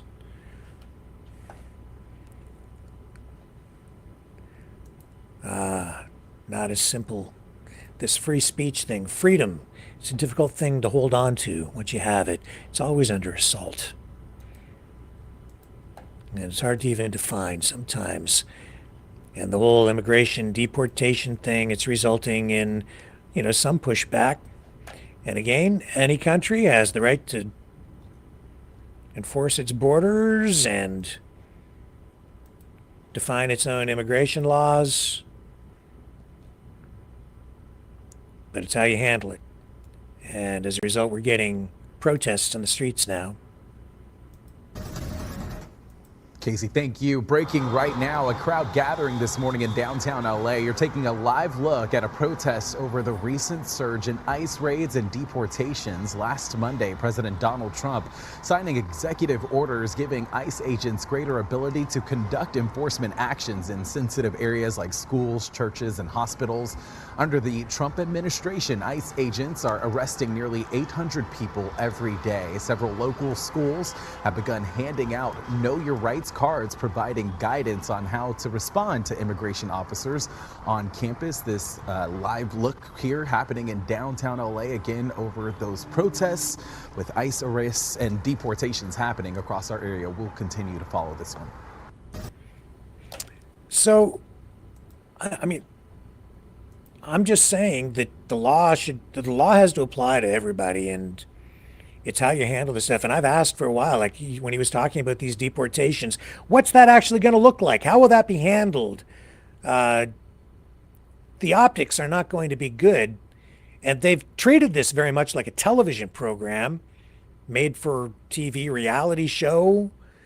There was photo ops right from the very beginning. They made sure they got media down there on day one and told this is literally what they said in a memo, be camera ready, is what they told the agents involved in these initial raids, and I think even subsequently, knowing that the media is going to be looking and scrutinizing. But more than that, they invited the media in to control the narrative, to control the story right from the beginning, to try and spin it the way they want it. And I've been there. I mean, that's not uncommon. So of course they've done that, because they need to sell it to the people. Back to Canada now, the Premier of Manitoba, Wab Kinew, reacting to the tariffs today. Manitoba, not the richest province in Canada, but he's standing firm as well, saying it's time we have to make sure, according to him, that Canada puts forward a united front on this, regardless of what party you're affiliated with or where you may stand on various issues. On this issue, he's saying Canada first. I'm here to speak to the people of Manitoba about a very unique threat to our economy, and that is the threat posed by the Trump tariffs, the Trump tariff tax. So by now, most Manitobans are starting to appreciate how serious of a situation that this is. And I'm here to provide reassurance that your provincial government, along with the feds and all of our partners, are going to be working around the clock to protect your jobs and to safeguard our economy. At this time, unity is extremely important. When we face a threat like this, we all have to stand together as Canadians and stand together as Manitobans. Folks who've been paying close attention to the provincial scene will know that since the election, we've been talking about one Manitoba. And the reason why we've been doing that is because we know that we are all one people who live in this province and we share a common destiny. But now that we are presented with this threat from beyond our borders in the form of a Trump tariff tax, the idea of one Manitoba takes on renewed importance. As we head into this period of tariffs, some of our fellow Manitobans are going to feel the impacts right away. For other Manitobans and in other industries, it may take some time, but we all need to stand together, shoulder to shoulder, to be there for one another. And I also want to acknowledge that this is going to mean a change for many people in the province, things that we've taken for granted, things that are actually a part of our culture, I would say, like cross-border shopping, are going to be changed by this new reality that we are facing and that has been brought in by President Trump. And so this week, your provincial government, we are going to be announcing every day new steps that we're taking to support our economy and to protect your jobs. And today I'm announcing the first of those steps. Today I'm telling the people of Manitoba that beginning on Tuesday, February 4th, the day that tariffs take effect, we are going to be pulling U.S. products off of Liquor Mart shelves. This applies to Liquor Marts, Liquor Mart Express, and of course to the wholesale operation that MBLL runs in this province. And what does this mean? This means that we are going to be taking $80 million out of the U.S. economy. This is $80 million that we won't be spending in the United States of America. We have to stand up for jobs in our province. We have to stand up for manufacturers and the ag industry and the energy industry and everyone else who's going to be threatened by these tariffs. And it's very, very important that we stand up for ourselves, not just as Manitobans, but also as Canadians. The situation that we're confronted with, yes, this is a trade dispute. This is an economic threat. But we should also be very, very clear-eyed about the threat that this poses to our sovereignty as an independent country. We have stepped up when it comes to border security. We already had a secure border, and we've deployed more resources to it. Since our election, we have brought the hammer down on drug traffickers in our province. And so when it comes to taking action on fentanyl or on the border, we're happy to do that because it aligns with our values as Manitobans. But if we bow down at this current moment, then what is the next edict that we will be told to respond to as Manitobans and Canadians? And so what I've been saying in the lead up to this moment is we are trying to work closely with our American allies and to make the case about the strength of that relationship. But now that this fight is here, a fight that we did not ask for, we have to stick up for ourselves. And so the first step that we're announcing, it has to do with pulling U.S. products off the shelves, and it means that we won't be carrying these products thereafter. We've been in conversation with some of the private retailers, and we're not going to be providing them any directive what to do, but of course we expect that Manitobans as consumers are going to be wanting to spend their dollars on Canadian products, Canadian liquor, Canadian wines, as well as maybe on products that come from parts of the world that are going to treat us fairly and that are going to be good business partners for us. Through the rest of the week, we are going to be announcing other measures to support business, to encourage you to shop local, to encourage you to think carefully about where you spend your money for vacation. And I recognize that people are not going to change your habits overnight. And if you got that tournament planned with your kids or maybe a getaway that you're about to leave for, I'm not asking anyone to cancel those plans. But as we go further into this scenario of living with the Trump tariff tax, then we need to seriously shift our habits and shift our habits towards Canadian products, Manitoba destinations, and resources that are going to keep money in our own pockets here. This is not about retaliation. This is about looking out for number one. And who's number one? You are. The people of Manitoba, the people of Canada. And so I want to reiterate that the province of Manitoba fully supports the federal government having a strong response to what we're seeing from the United States of America, and that we will be here to ensure that our economy keeps moving forward in a good way and that your jobs are protected. Vive le Canada, vive le Canada libre. Mayor, the Premier of Manitoba, and the Governor of Texas, Greg Abbott, taking aim at Trudeau. I'm going to show you what he said. Yeah, Careful, Trudeau. The Texas economy is larger than Canada's, and we're not afraid to use it.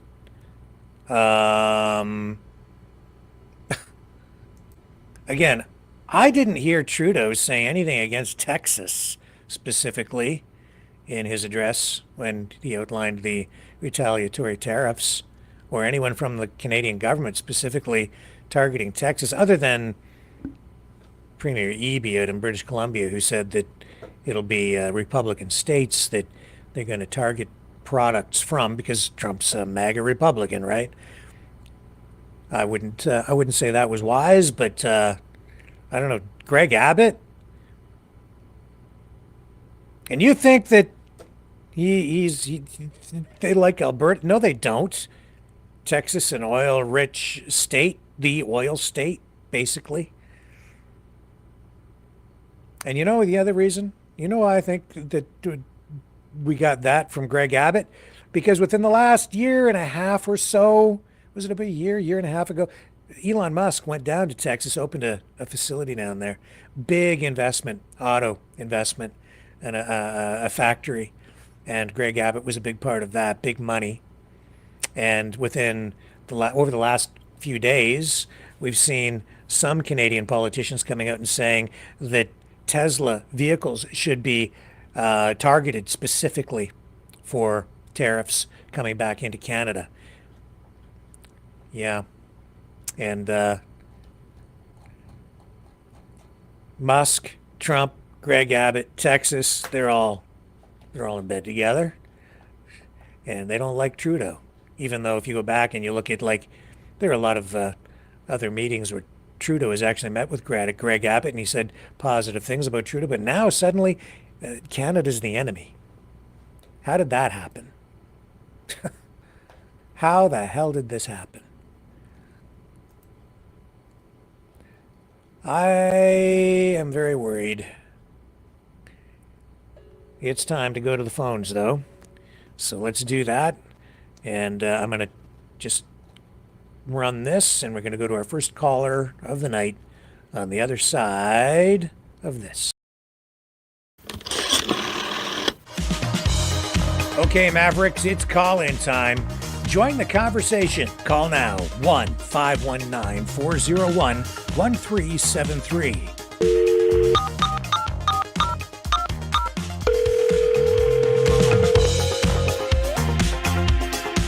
1-519-401-1373. Exercise your right to free speech.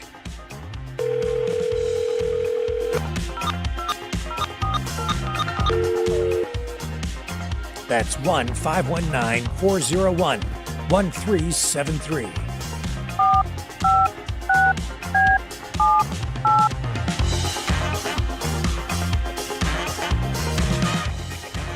That's 1-519-401-1373. Maverick News. Call now. The world is watching and listening to you.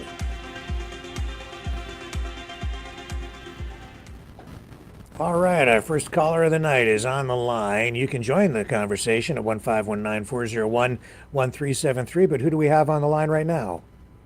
Yeah, Devin, how are you, Ben? Just fine. Where are you calling from? Yeah, Canada area. Up near Ottawa. Great to have you on the show. Thank you very much. So I listened to the speech this morning of Poilievre. Yes. And I'm very, very disappointed. He was speaking something having to do with, well, the midterms, when they come, we're going to talk to better politicians or something. I'm just paraphrasing, where, you know, you'd better support our oil. In other words, get our... You see, the problem is, what Trump sees when he looks at Canada, he sees a country that can't refine its own oil, keep it in the country, and use it in the country. And if we have Prime Minister Poilievre, as well as Trudeau, as well as, you know, everybody, Harper, Mulrooney and everybody before that, all they do is they've been bootlicking these governors in the United States. Can you please do our oil up for us? We don't want to do it up there, up here.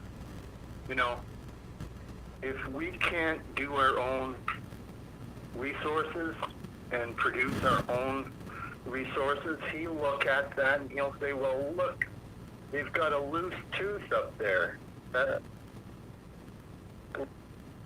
They may want to separate because they keep on blocking. Trudeau's been blocking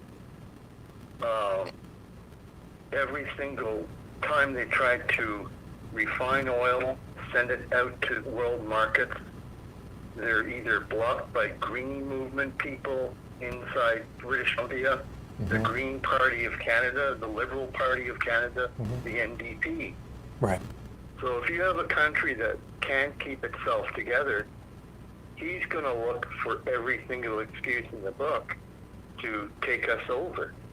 Like, not necessarily, he wants Alberta to be the 51st state. Yeah. He doesn't need anything else.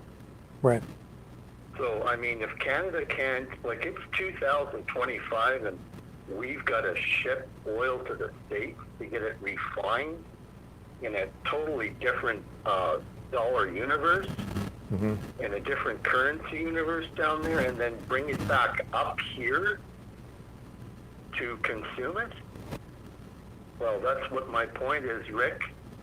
Valid. Canada can't be a country if you have to get... They were even talking during Harper's administration about sending a diluent through a pipeline to get it more liquefied than it's so like thick molasses type of stuff, the bitumen oil that they make. They were going to liquefy it and then do something else and do, you know, like, this has been like gymnastics, what they've been doing with this stuff up here.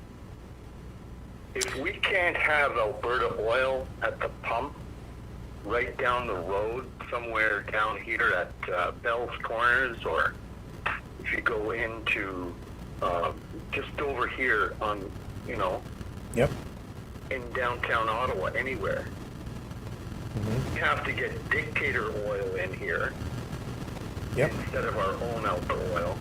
We've got problems. And the way, like, it's sort of like the political witchcraft of Canada. This political witchcraft is going to cause our demise if we don't come together as a country. Yes. If we don't come together as a country and do it right and refine our own oil and get it into the gas station and get diesel and all these other things in, we're going to be finished. Now, I'd like to know what you've got to say about what I've said. I think everything you've said is 100% valid. I think, too, though, Canada has been the victim of a lot of influence from the United States, both from the government and from U.S.-based corporations, but they're really multinationals.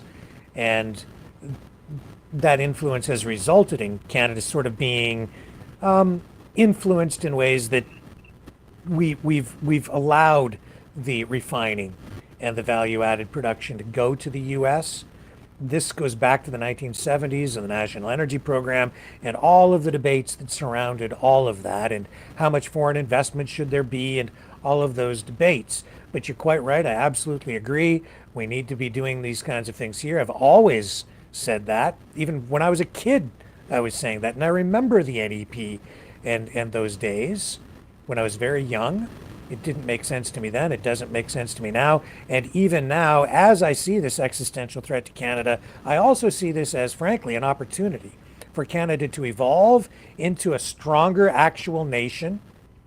And I think that what we really need to do is come together, and our government needs to embark on really a national works program to put people to work and really invest, not in like electric battery plants, but invest in infrastructure, pipelines, initiate a program, just like we had to build the railroad across the country at one point, build the pipelines across the country, and build refinery capacity in Canada. and put people to work that way. And even in the face of this economic warfare being waged against us, just embrace the moment, rise above it, and use it as an opportunity to attract investment, or even in some way facilitate the investment internally within our country, so that we can build this infrastructure and make Canada a much stronger nation in the long run. That's the kind of investment that would pay off very much in the long run and pay huge dividends for future generations. Seize the day, seize the moment. Your thoughts? Are you still there? Can you hear me? I can hear you now. There you go. Oh, we lost the call. It dropped the call. He might call back. In the meantime, you can join the conversation at 1-519-401-1373. Share your thoughts on Donald Trump's tariff war against Canada, Mexico, China, the European Union, much of the world, frankly. What's going to happen as a result of all this? Maybe you disagree with me. Feel free. Call in. Share your thoughts. I'll be right here, and I'll be right back. You know, someone very profoundly once said many years ago that if fascism ever comes to America, it'll come in the name of liberalism.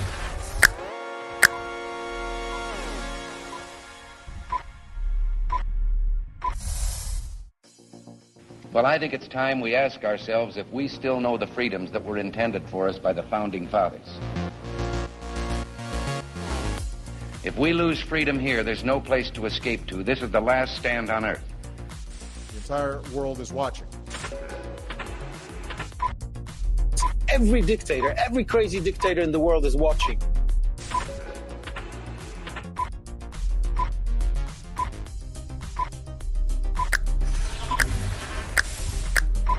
The world is watching. On TV, the entire world is watching. On social media. But the entire world is watching, and yes, they are seeing what we have apparently bravely been willing to say that others are thinking. Stand for freedom. Literally stand for freedom. Let's get this done. The entire world is watching. We're at war with the most dangerous enemy that has ever faced mankind in his long climb from the swamp to the stars.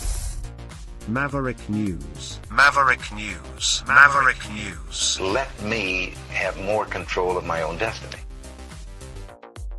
The world is watching.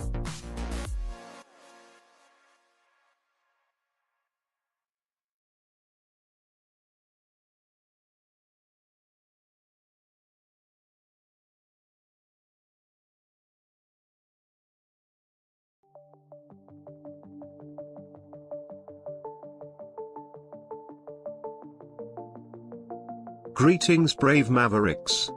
Our quest for truth continues. We go beyond fake news. Together we expose propaganda. Together we pull others out of rabbit holes. We are maverick thinkers. We are all unique individuals. Defenders of individual rights and freedoms. Credible. Trusted. Grounded in reality. Maverick News. Maverick News. Defending free speech. Free speech. Donate at freedomreporters.com. Do it now. Tomorrow may be too late. Maverick News. The world is watching.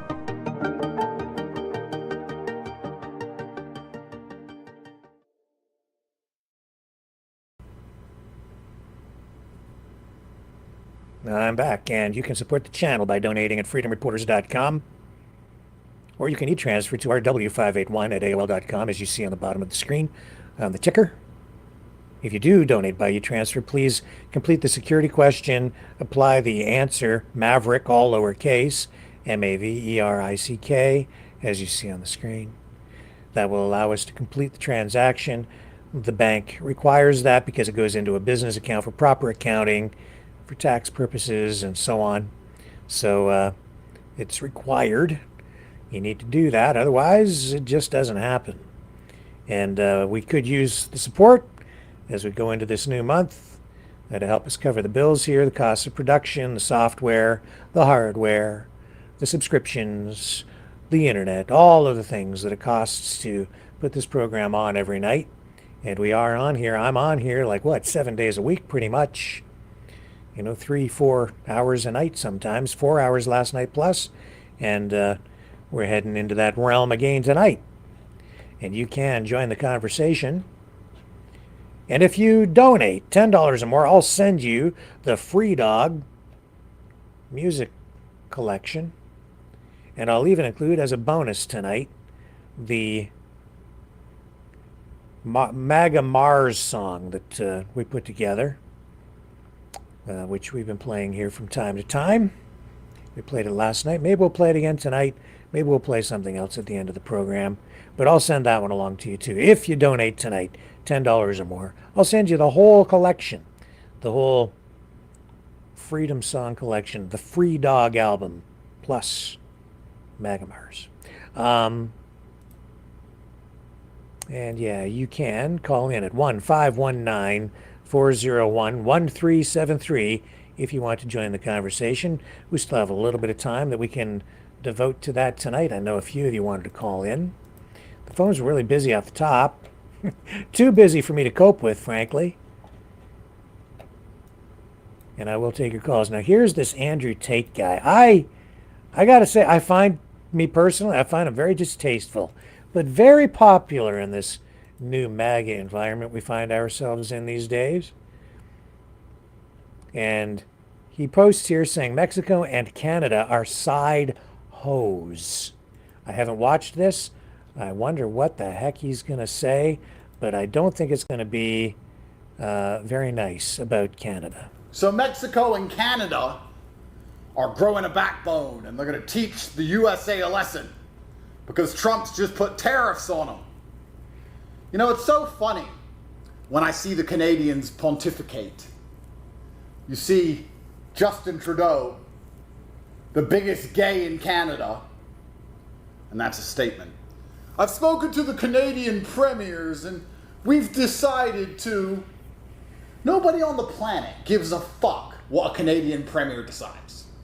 I can't think of anybody I care less about. Andrew, did you hear what the Canadian premier... Boring! Don't care. And now, the biggest gay in Canada, the gayest man in the snow, is on the phone to the only Jew in Mexico complaining about Trump. You know what this reminds me of? This is going to go over a lot of your heads, but the real G's are going to get it. You know when you cheat on your girl and the two girls find out and they think somehow they can get back at you by becoming besties? You ever been there? And you're sitting there looking at them in the club and they're like doing Instagram stories and you're just like, what the fuck are you two girls doing? Like, what are you doing? This doesn't unfuck you. Becoming friends does not unfuck either of you. Why are you doing this? And they dance around together to prove how much they don't need you. They're in the club like, yeah, hugging. We don't miss you, we don't miss you. We don't miss you anymore. We don't miss you anymore. And any man who's been in that situation knows how it ends. They're all tough guy when they're together, talking about how much they don't need you. But when they get in bed alone at night, they both text you on the sly. Hoping you don't tell their new bestie. And guess what happens after a few days? You end up fucking them both again. And that's exactly what's going to happen with Canada, Mexico, and America. They're going to fucking meet up. Trudeau and fucking Scheider Kleiderbaum from Israel are going to meet up and they're going to talk about how much they don't need America while secretly on the side both begging America to please take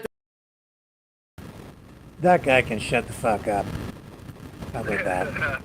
Why don't you go fuck yourself, you fucking fuck? How about that? Oh my God. Sorry I even played him. Well, he can shut the hell up. How about that? Dragon, Montreal, on the line. Go ahead, sir. Well, according to the Geneva Convention, Article 47. Protection person in occupied territory cannot be deprived of the benefit of the convention by any annexation. Annexation is considered as an act of aggression and is forbidden by the international law. Trump, you're a criminal. Plain and simple, I just said it. Thank you, sir. Well, there you go. And that's what a little research does, right? So you were spending some time educating yourself a little bit, like I try to as well. So my hat's off to you there, Dragon, for coming up with some real facts. Yes, good job. That's just to offer a little bit of balance. So to all American who's listening to us, that I do love a lot, although I do sound like sometimes losing my faith with some of those that do likes to see Canada burn, in a way. Well, yeah, we're all on the same page, I think, to a certain extent, and if you can understand this article and look into it carefully, yeah, it doesn't look good for anyone in the world. Yeah, this is not good for the United States. This is not making America great again. This isn't making America great at all. This is Donald Trump behaving in exactly the way the United States has been accused of acting, but by its enemies. It just blows my mind. Yeah. Well, I mean, I don't know what to say with that, but I mean, Trump is basically turning my head around so much. I mean, look, even those days I have hard time to sleep just because of all the stress that all this kind of evolved. So yeah, that's kind of scary, right? yeah. Looks like maybe Trump is bending the knee a little bit. I'm seeing here tonight. Let me see if I can get this up on the screen for you. Hot off the presses, as they used to say in the day. It looks like Trump is finally going to talk to Trudeau. Oh, hang on a sec here. Let me show you the headline. This is brand spanking new, and it's just making the rounds on media, and you're hearing it here as well. I'll show you one of the headlines. Just breaking now.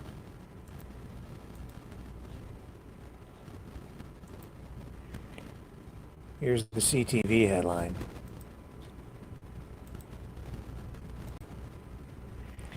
After launching trade war, Trump says he will speak with Trudeau Monday morning. That's tomorrow. Canada and the United States have ordered dueling tariffs as a burgeoning trade war between the two longtime allies began after U.S. President Donald Trump signed an executive order, blah, blah, blah, blah, blah. And 8:35 Eastern Time, Trump announced that he will speak with Trudeau Monday. That's a source confirming that out of the Trump administration. Trump told reporters he will also speak with Mexico on Monday after President Claudia Sheinbaum said she will announce countermeasures on the same day. Well, let's see what happens in the morning, Dragon. Let's see what happens in the morning. I just hope that, they gonna talk, have a little diplomatic type of, conversation, and, find a solution to get around that, because, seriously, Trump is hurting everyone, not only Canada, but the world. It's not only the American relation that is being played now, but I think even that some states are getting kind of angry about it. So, yeah, that's probably something that is destabilizing the world in a broader type of ways.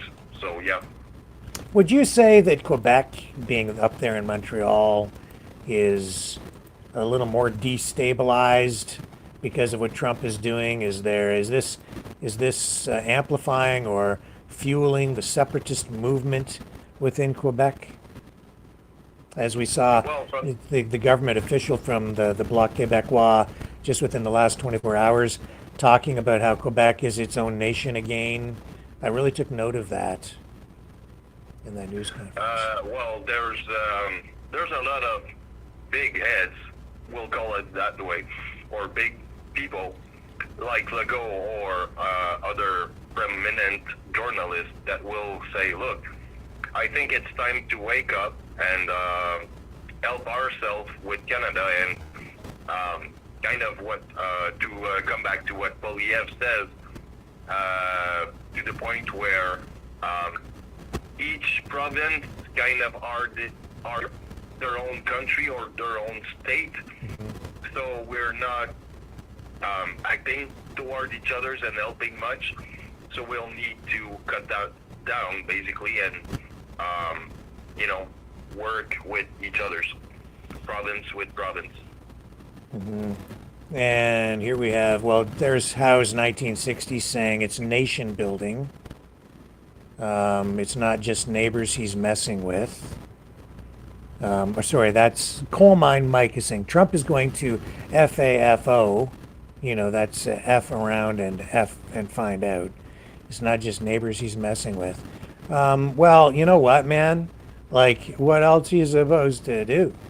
Because when somebody starts punching you in the face, when all you were doing was minding your own damn business and being a friend, when your friend hauls off and starts smashing you in the face, what are you supposed to do?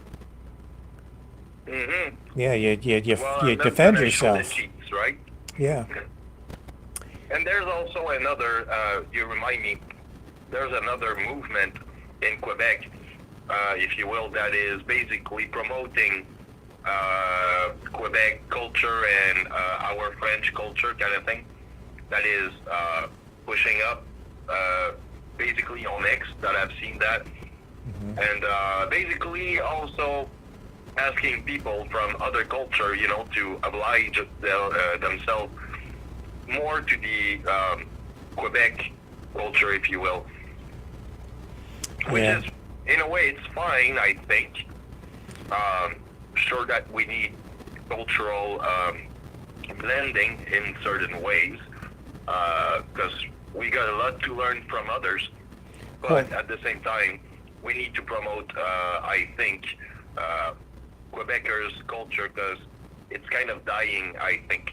So, but that's just my point of view, so, yeah. Coal Mine Mike says Trump's golden era for America is looking like a fool's gold errand. And then Dale Baird, bring him up on the screen with his comment in the chat tonight, says transfer payments to Quebec are $11 billion. So Quebec is getting their cake and eating it too.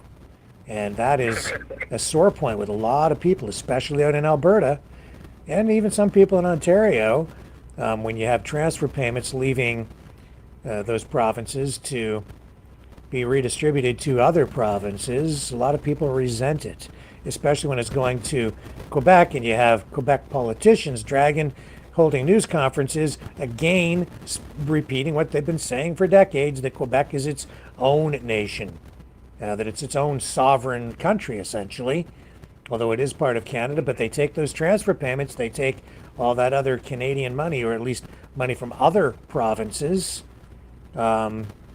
Maybe you can talk a little bit about that. How do you feel about those transfer payments, or at least can you explain to people who maybe don't understand what that's about? Do you have anything you can add to that or not? Not really. I need to do my research on that subject to be more accurate. So on this one, I will leave it this way. Yeah, okay. I mean, that's what Canada has been about, though. It's like, for a long time, the have provinces like Alberta with, oil rich, lots of revenue from that at times, and then Ontario with its rich manufacturing base here.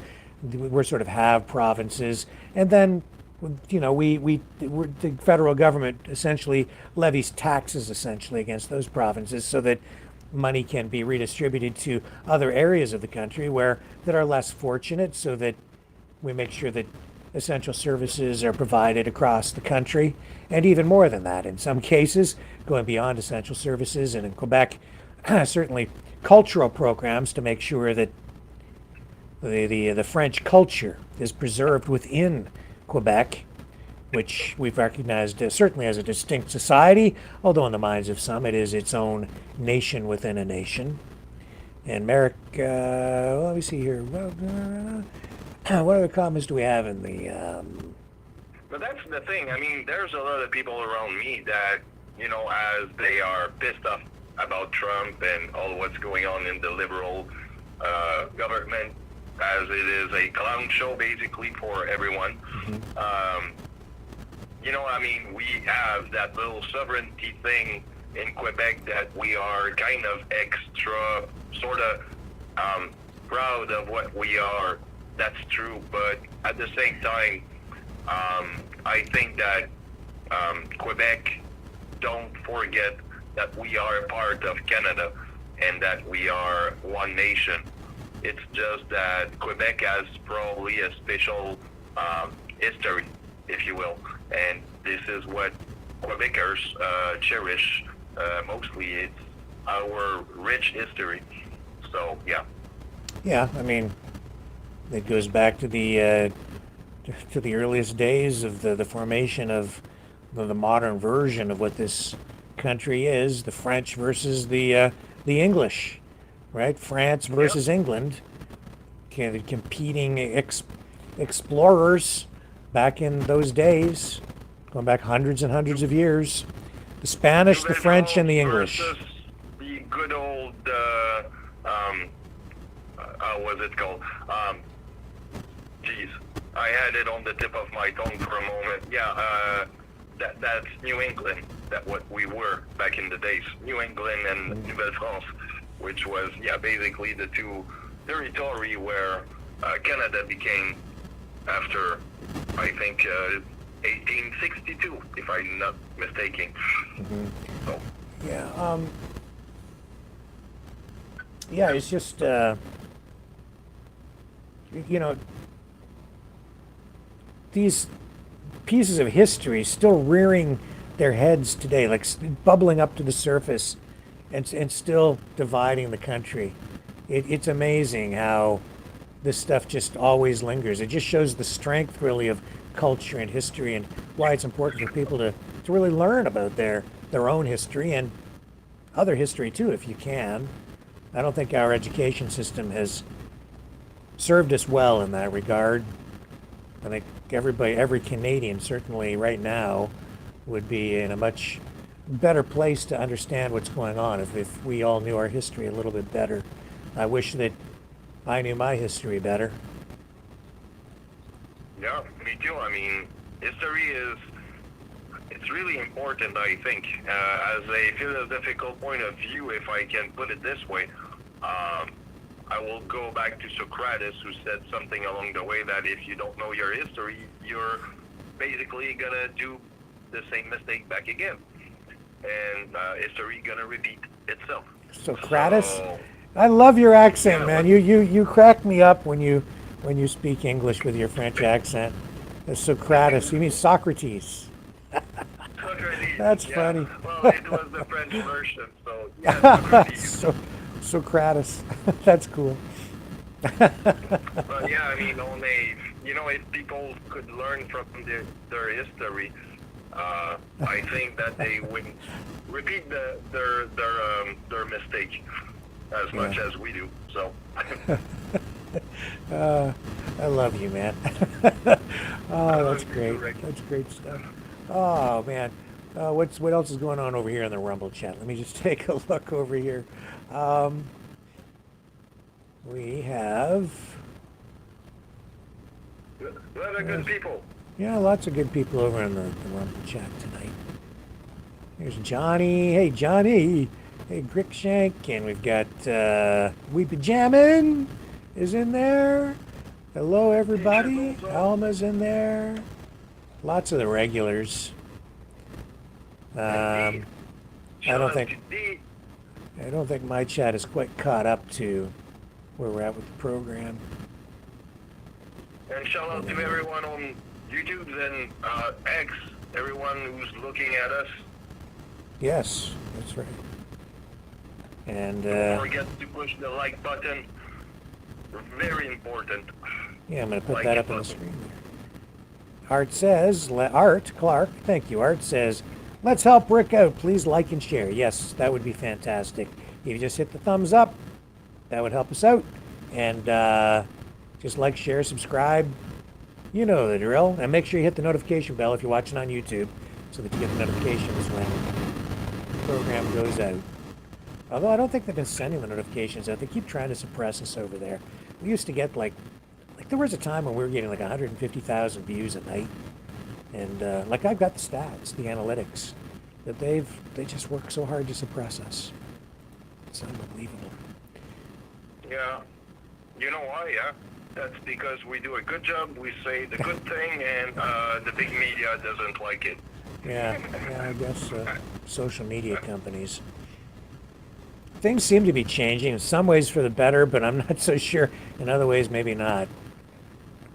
Well, Man. let's wait, because, you know, Musk, where he is right now, you know, a lot of Americans that I see on other chats sometimes will say something like, yeah, you know, where he is right now has probably the top spot and can kind of decide for Trump stuff and has the same point of view that you have, Rick. So, I mean, you're not the only one who thinks that Musk has a lot of power and leverage from where he is at the moment. Oh man, he's got to be like, if not the most powerful, he's probably the most powerful man on the face of Earth right now, because he has the most, I would say, powerful social media platform in terms of its influence on the political scene worldwide. He has the most money. He's involved in the development of artificial intelligence. It has an AI company himself, so he's involved in all of that. He's involved in military contracts. He has influence with the President of the United States, the most powerful man on the face of the planet. He has the ability to even fire federal employees. He's running a government department that controls government contracts from a country that controls the most powerful economy in the world. I mean, how much more power can one guy have? And then people sit there and portray him as some sort of a victim or some poor soul who just is socially awkward when he throws his arm up in the air and gets criticized for doing it because it was a really dumb thing to do at best. And they're like, oh, it's just poor Elon. He's got Asperger's. He's just socially awkward. What? This guy's like a mega powerful super villain. Like, I just don't get it. People are like, oh man, what a weird world we're living in. Everybody's an upside down world, man. I'm going to do a sort of analogy here and tell me if I'm wrong, but is it me or Musk? There's a lot of boxes checked here with the same that Joseph Goebbels had when Hitler was basically the German chancellor and getting basically all his power. Well, I hate to even kind of go down that road. I think that what we're going through right now is something really unprecedented. It's a fusion, a convergence of political ideologies, and it is the rise of the oligarchs. I don't think there's any question of that within the U.S. government right now, and that's having profound effects now geopolitically. And we're really, venturing into a brand new era that is ushering in a new multipolar geopolitical reality. It's no longer just the United States dominating everything, and what Trump is doing right now is jockeying for position in this new world order.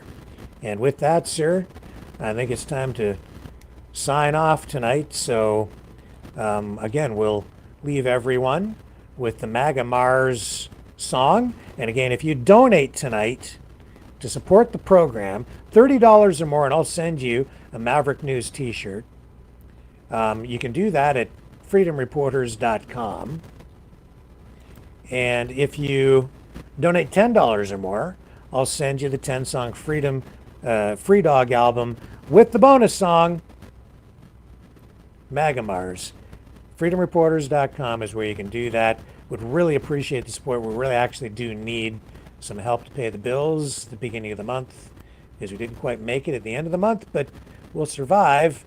But we do need some help. So I'll leave that with you guys. If you're in a position to do it, that would be fantastic.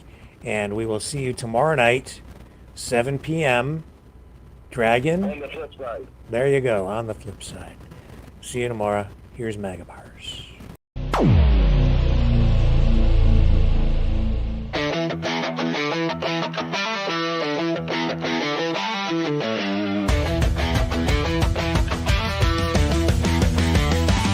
He's got a plan, it's bold and grand, taking over land, sea and sand. Canada's ours, Greenland's in the mix, the Panama Canal's just another fix. But Mars, oh Mars, you pesky red sphere, your spying drones are making it clear. It's a threat to Earth, a cosmic sin, but don't worry folks, he'll make Mars great again.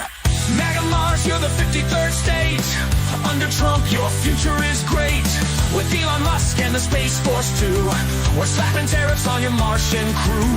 Make Mars great, yeah, make Mars ours. Wave that flag on the red rock stars. We'll impose sanctions, taxes, and fines. Martian exports, know they're crossing the line. The Martians cry foul, but Trump doesn't care. He'll build a space wall floating up there. Elon's on board with rockets ablaze. The stock market's loving this Martian craze. He says, trust me folks, I know the deal. Martian gold is ours, this plan is real. MAGA Mars, you're the 53rd state. Under Trump, your future is great. With Elon Musk and the Space Force too, we're slapping tariffs on your Martian crew. Make Mars great, yeah, make Mars ours. Wave that flag on the red rock stars.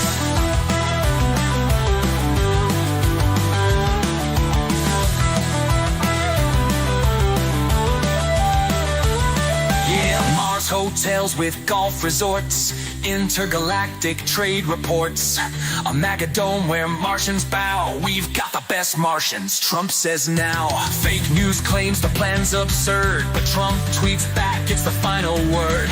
Martian drones not on my watch. Space Force ready to kick it up a notch. MAGA Mars, you're the 53rd state.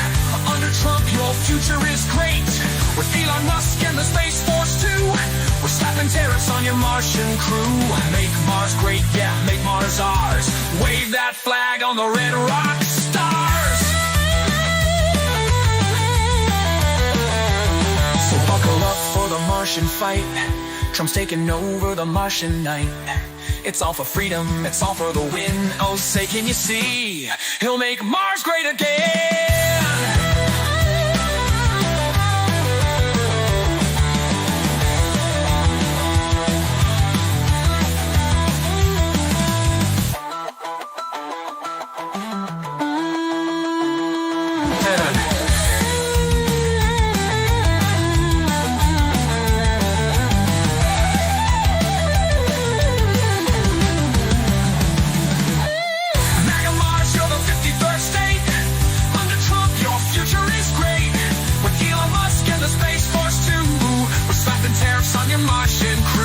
Make Mars great, yeah, make Mars ours. Wave that flag on the red rock stars.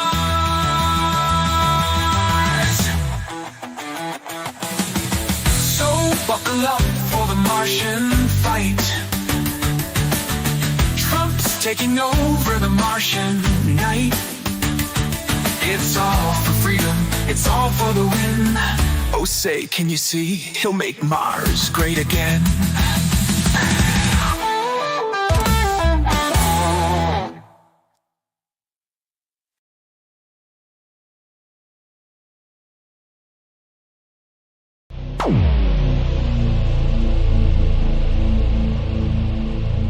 This has been a Maverick Multimedia production.